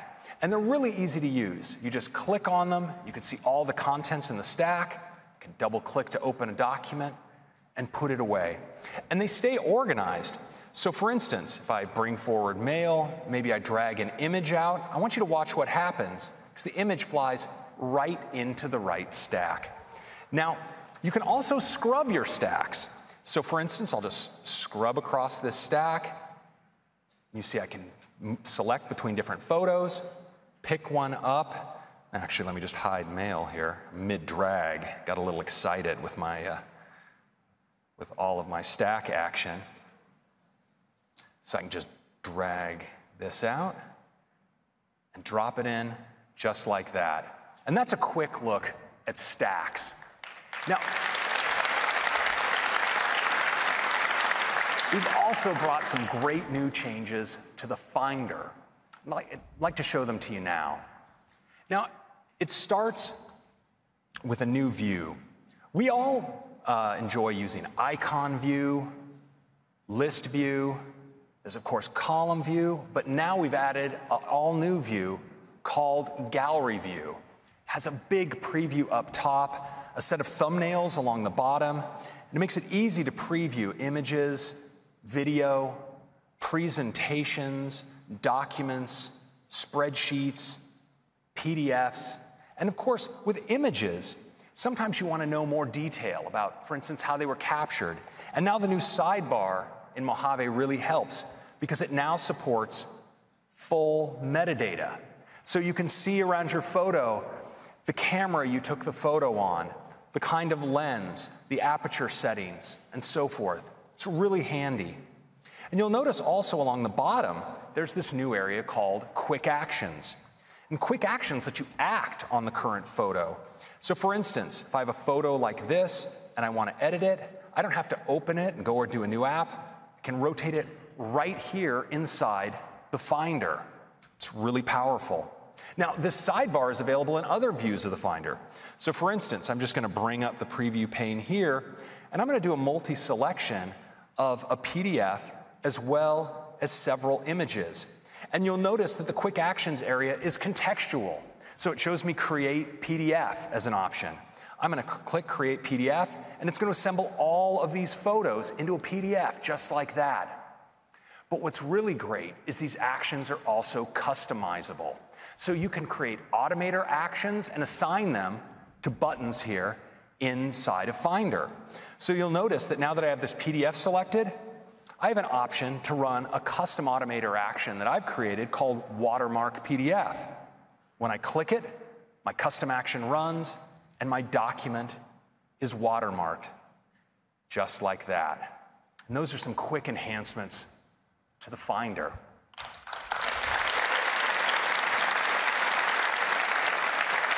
Now, a tool that I think many of us love when working with files is Quick Look. And now in Mojave, we've made Quick Look more powerful than ever by integrating markup. Let me show you how it works. So you see down here, I have a permission slip in its PDF document. I'm just going to tap spacebar to quick look it. And you notice now I have the option to invoke markup. I click, and now I have access to my markup tools, including my ability to sign this document. I can just drag out my signature like this, and I'm done. Now, this works for all kinds of files. So for instance, with images, I can rotate and crop. And with video, I can even trim right here inside of Quick Look. That's a quick look at Quick Look.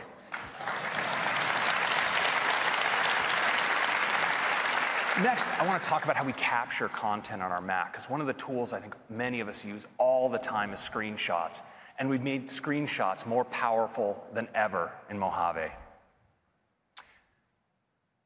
So let's take a look here at a web page, and I'm just going to take a screenshot, a selection of the page, and I want you to watch what happens in the lower right. I get a thumbnail instantly of that screenshot, and when I double-click in, I get an accelerated workflow right into markup, where I have access to all of my tools. So for instance, if I want to create a magnification here, I can just drag that out, magnify. It's that easy. But now we've also made it easier to access a variety of tools.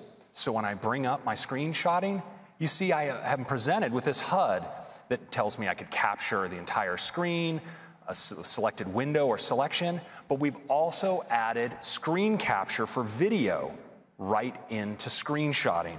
Let me show you how that works. So I'm going to go to a web page here that has an animation running. I'm going to bring up my screenshotting tools and say to record the selected area. I'll just make a nice selection here.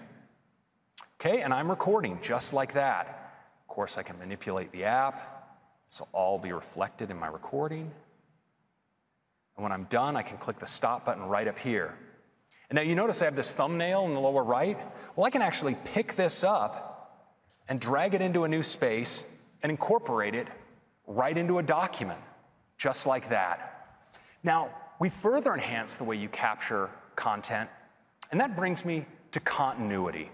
So Mac users love continuity for the way it lets us work across our devices with things like AirDrop or the ability to unlock your Mac using your Apple Watch. When it comes to capturing content, we all walk around with one of the best content capture devices in the world in our pockets, our phones. And so we wanted to take advantage of continuity to bring that to the Mac with a feature we call Continuity Camera. Let me show you how it works. So here in my keynote presentation, I have a space that's just waiting for a new photo. And I have my phone right here. Well, when I select this object, I can choose to take a photo. And I want you to watch what happens when I select this to my phone. It automatically, immediately lights up, ready to take a photo. So I can take one like this.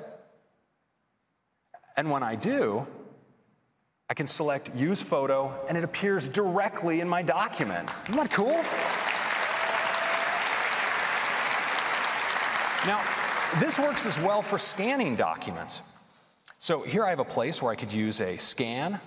Once again, I'm going to select from the menu, and this time scan document. Again, my camera lights up, this time right in my document scanner. I just scan like this, I can save it, and my scan goes immediately in. I think I forgot to push the save button. Sorry about that, everybody. There you go, appears immediately in my document. Thank you. And so just like that, I can take photos, stills, and even capture video. And this is a quick look at some great new features in Mojave.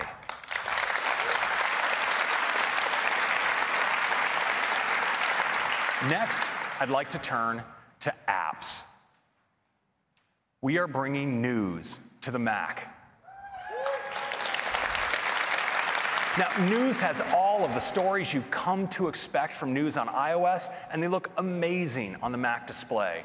You get top stories picked by our editors, trending stories, you're personalized for you, and that's not for me.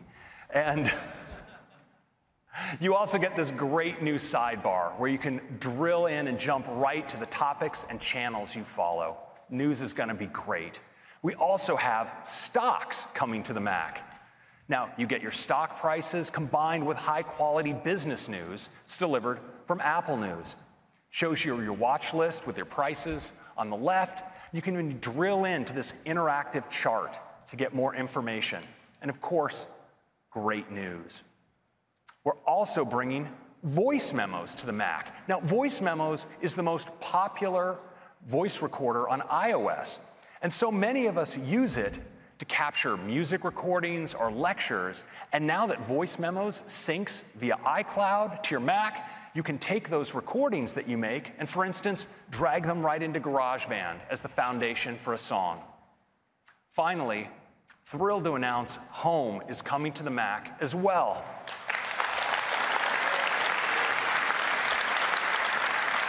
You have all of your accessories here. You can run your scenes as well as monitor your video cameras. And, of course, with Siri, you can command your home with your voice. So those are 4 great new apps coming to Mojave. Thanks. Next, I'd like to talk about security and privacy. You know, one of the reasons that people choose Apple products is because of our commitment to security and privacy. And we believe that your private data should remain private. Now, not because you've done something wrong or that you have something to hide, but because there can be a lot of sensitive data on your devices, and we think you should be in control of who sees it. Now, to begin, we protect your information on your devices using state-of-the-art hardware and software. And this year, we're adding greater protections about how apps can access that information. Today, Apple devices check in with you before granting an app access to information like your location. You can tell because you'll see an alert just like this one. And macOS already provides API-level protections for things like contacts, photos, calendar, and reminders. But now in Mojave, we're extending these protections to include your camera and your microphone, as well as protecting sensitive parts of your file system, like your mail database, your message history, and your backups. And all of this is protected by default for any app that you run on the system. Important protection.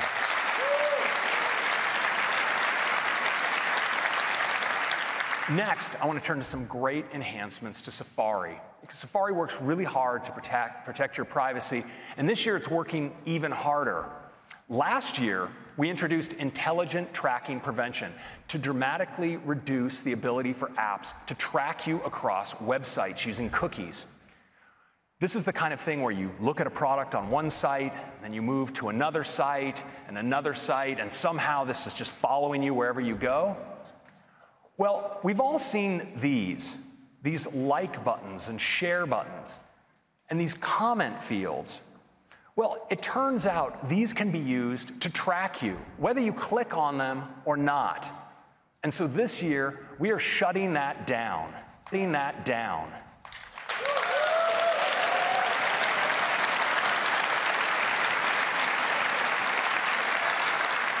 Now, if you do want to interact with one of these or one of that information, you'll get this, and you can decide to keep your information private. Now, next, let's talk about fingerprinting. You know, data companies are clever and relentless. And in addition to cookies, they use another method called fingerprinting. And here's how it works. Just like you can be identified by a fingerprint, it turns out that when you browse the web, your device can be identified by a unique set of characteristics, like its configuration, its fonts that you have installed, and the plugins that you might have on the device. And these data companies can use this set of characteristics to construct a unique fingerprint to track your device from site to site. With Mojave, we're making it much harder for trackers to create a unique fingerprint. We're presenting web pages with only a simplified system configuration. We show them only built-in fonts. And legacy plugins are no longer supported, so those can't contribute to a fingerprint. And as a result, your Mac will look more like everyone else's Mac, and it will be dramatically more difficult for data companies to uniquely identify your device and track you.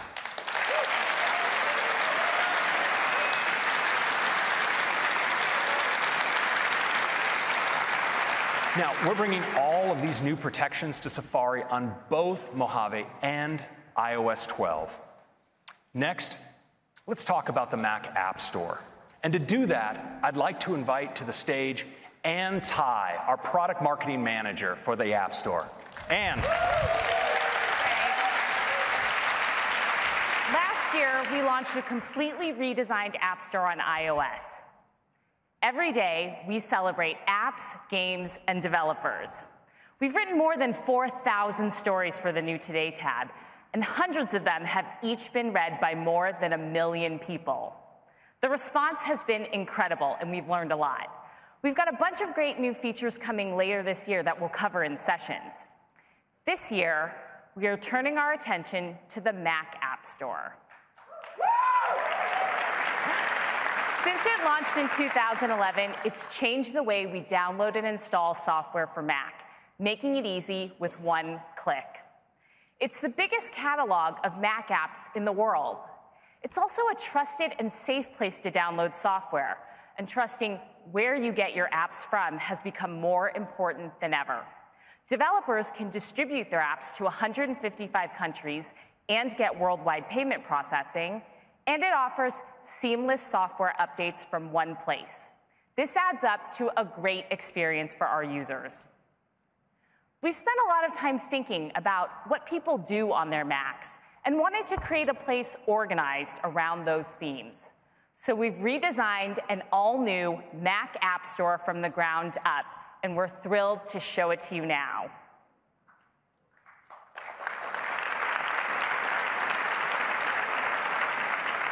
It's got a beautiful UI that should feel familiar, but new, and designed first and foremost to be a great Mac app. Starting with the new Discover tab, where each week you can find in-depth editorial about the best Mac apps through stories and collections, and see what's most popular with top charts. Here's a story about musician and founder Kareem Morsi. Learn about how he uses his app, DJ Pro 2, and get inspiration for your own set. Helpful videos autoplay so you can see what apps are capable of before downloading them. Visit the all-new Create, Work, Play, and Develop tabs, where you'll find helpful recommendations and expertise around each theme. Here's the Create tab, where you can find apps that bring your artistic ideas to life. These tabs will also help you make the most of apps you might already have, with tips and tutorials even the most excellent. The Work, Play, and Develop tabs share the same beautiful design, and you can still browse by category on the Categories tab. We've redesigned product pages too, bringing many features over from iOS based on our learnings there. It has more useful information, like video previews, available on the Mac App Store for the first time, and apps rank if it's charting and if it's been named Editor's Choice. Ratings and reviews are now front and center. And these are so important for app discovery. So we're introducing a ratings and review API for Mac apps. Now it'll be easier than ever for people to leave feedback. We're really excited about the all-new Mac App Store. We've talked to some developers already, and they're really excited too. Like Microsoft, who will bring Office 365 to the Mac App Store later this year.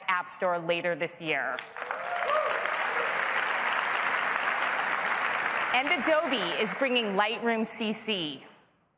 Panic is bringing Transmit. And Barebones is bringing BB Edit. And many more great names are coming to the all-new Mac App Store too. We can't wait for you to check out the new Mac App Store. Now I'll hand it back to Craig.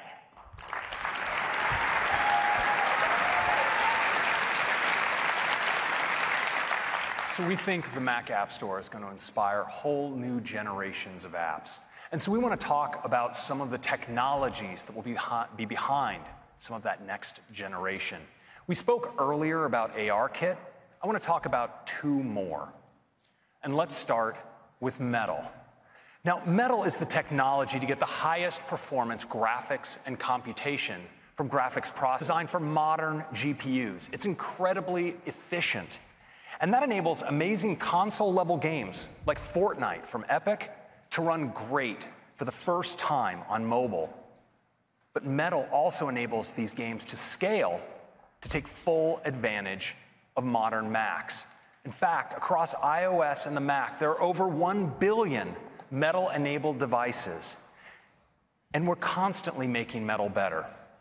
To bring the highest GPU performance and reach of all Macs, we've recently added support for external GPUs.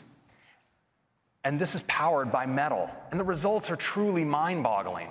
For instance, running a filter in DaVinci Resolve, look at how it scales on the incredibly fast iMac Pro as you add up to 4 eGPUs. Now, the results are even more staggering when you take a 13-inch MacBook Pro and add eGPUs to it, achieving up to 8.5 times speed up. It's pretty awesome. Now, eGPUs also enable Macs to achieve all new levels of performance and realism in 3D rendering and gaming. Now, this beautiful forest you see here, this isn't a video capture. This is from Unity's new Book of the Dead interactive demo, and it's being rendered live right now on a MacBook with an eGPU powering this display. I mean, doesn't this look amazing?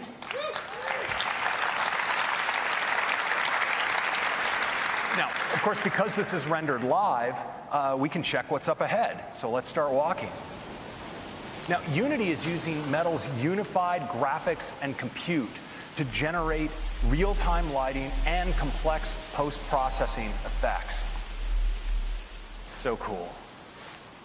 And that's all rendered live on a MacBook running with an eGPU. It's pretty great.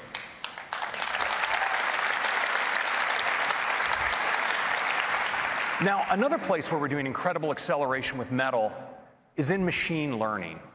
And today, ML specialists usually use one of these third-party libraries to train their models using servers.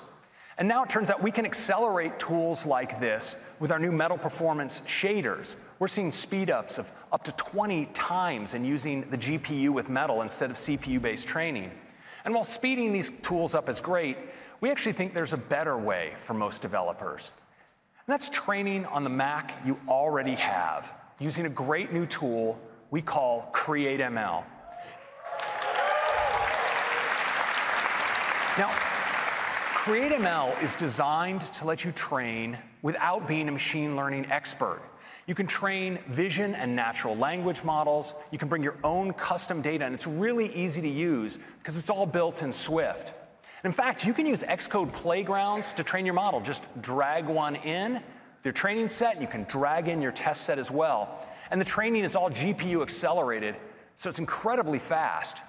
Now, as an example, we worked with Memrise. They're a developer who uses the camera to identify objects and speak them in multiple languages. And in the past, they would train their model with 20,000 images, and it would take them 24 hours to do so. Well, now, with CreateML, they can train that same model in 48 minutes on a MacBook Pro.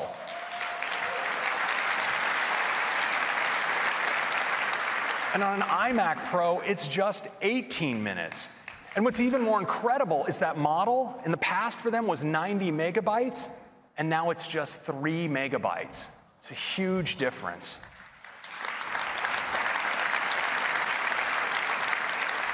Now, we also are making models run much faster on device using CoreML2. Now, CoreML is our technology for high-performance on-device machine learning, and now it's better than ever.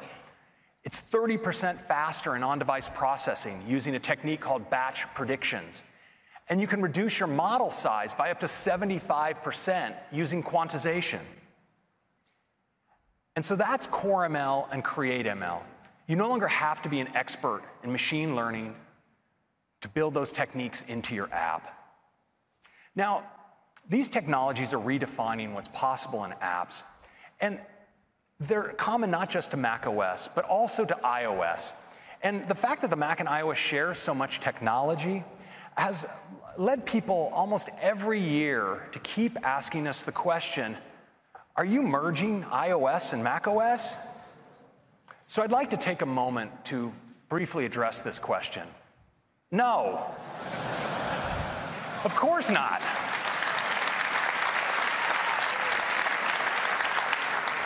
We love the Mac.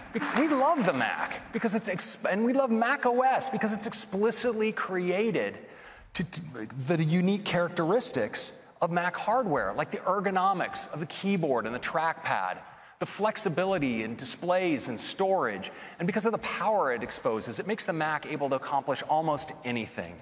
So we think that this question is actually coming from something else. You know, Mac users have access to a rich set of great native applications, apps that take full advantage of the power of Mac technologies. But Mac users also use apps based on other technologies. We routinely access web-based experiences like Netflix that build on WebKit, the standards-based web technology in Safari. And we also run sometimes cross-platform games built on technology like Metal. And all of these platforms enrich the Mac user's experience. But we think there's room for one more. And so we'd like to give you a sneak peek of a multi-year project we have going on, because we see a huge opportunity for the Mac to tap into the world's most vital app ecosystem. It's called iOS.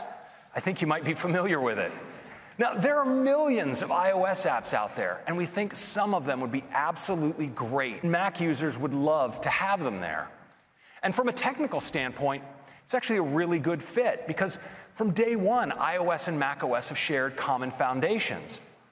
But iOS devices and Mac devices, of course, are different, and the user interfaces are somewhat different, and so the frameworks underneath are as well. And that makes today porting an app from one to the other some work. Well, we wanted to make this much easier. And so we've taken some key frameworks from iOS and brought them to the Mac.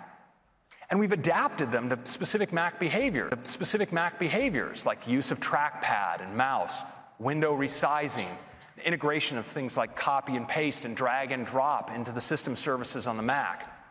Now, phase is to test it on ourselves.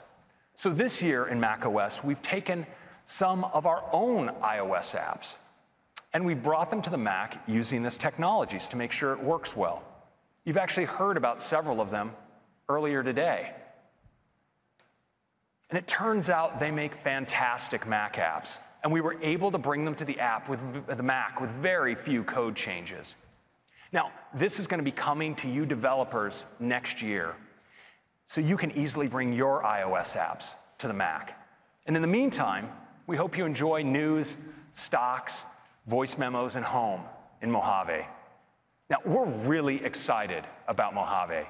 From desktop stacks to Finder with gallery view, to enhanced screenshots and markup, news and home on the Mac for the first time, stocks, and of course, the redesigned Mac App Store. And of course, there's even more. Like APFS now supports Fusion and hard drives, and Safari tabs can now have favicons if you want them there. And, of course, group FaceTime. So that's macOS Mojave. I hope you like it. I'm going to hand it back to Tim. Thank you so much. Thank you, Craig. What a huge update to macOS, and what an extraordinary morning. We got started with iOS 12 with all new capabilities, including taking AR further than ever before, bringing Siri to any app with Siri shortcuts and screen time, and cool new communication features like Memoji and group FaceTime, and Watchos, now with walkie-talkie, activity competitions, new workouts, new Siri capabilities, and so much more. And Apple TV 4K, now with Dolby Atmos, some great new partnerships, and the ease of zero sign-on. And you're going to really love those new aerial screensavers. And macOS Mojave, with all new dark mode, great updates to desktop and Finder, enhanced privacy and security, and a completely redesigned Mac App Store. The updates will be available to our users this fall. Developer betas for each of them after the keynote this morning. Thank you. Now, before we close, we wanted to celebrate you and the amazing work that you do. So we went out and talked to some of the most important people in your lives, the ones that know you the best. And we made a short video, and I'd love to run it for you now.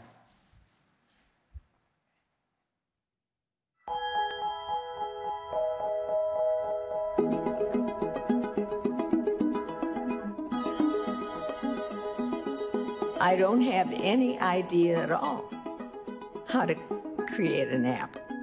I don't understand any of it. Thank you. Ask me another question. My son is a developer at Robinhood. My daughter Jyoti is a WWDC 2018 scholarship winner. My brother started and founded Yelp. Olio. Timeless. One drop. Splitter critters. Homer. You gotta look at her. My brother Derek created the app, Refugees and Immigrants, the Creative. The Collective. Why did I say the Creative? At Christmas time, when most kids maybe would want skis or something, he wanted computer books.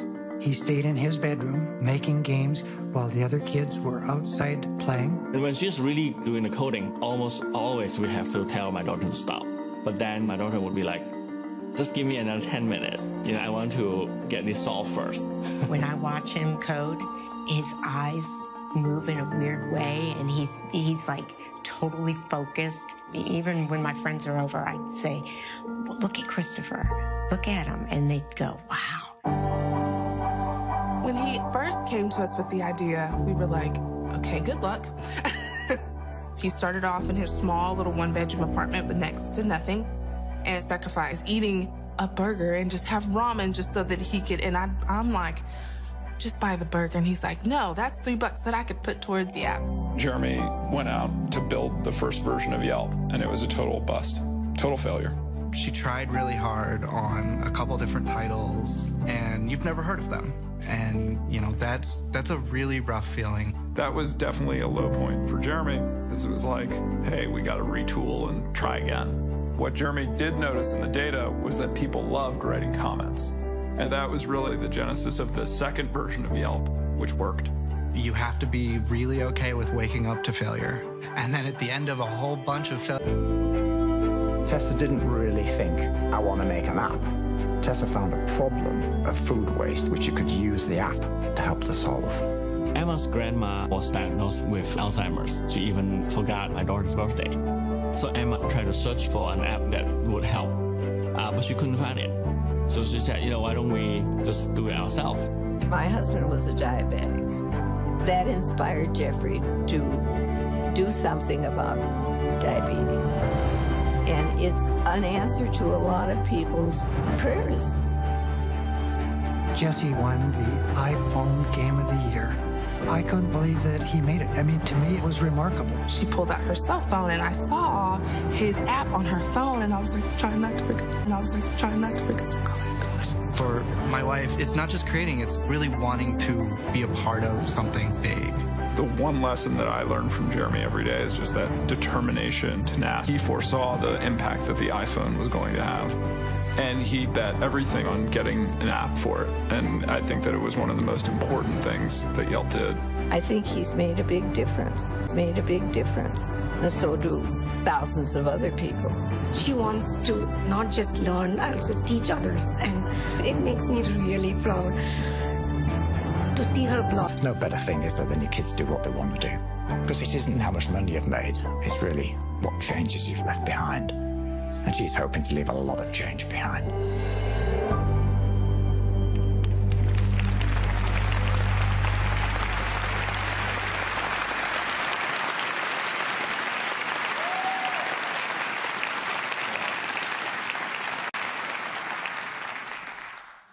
I love that video.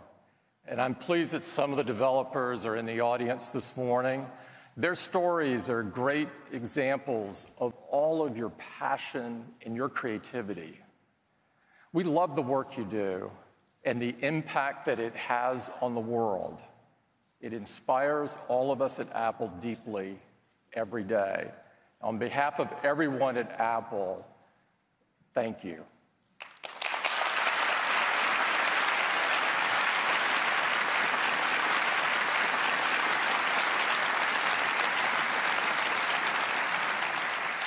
And I'd also like to thank everyone at Apple who made today possible. Days like this only come from years of effort and hard work and great sacrifice. And so I thank them and their families. Let's have an incredible week together. Thank you.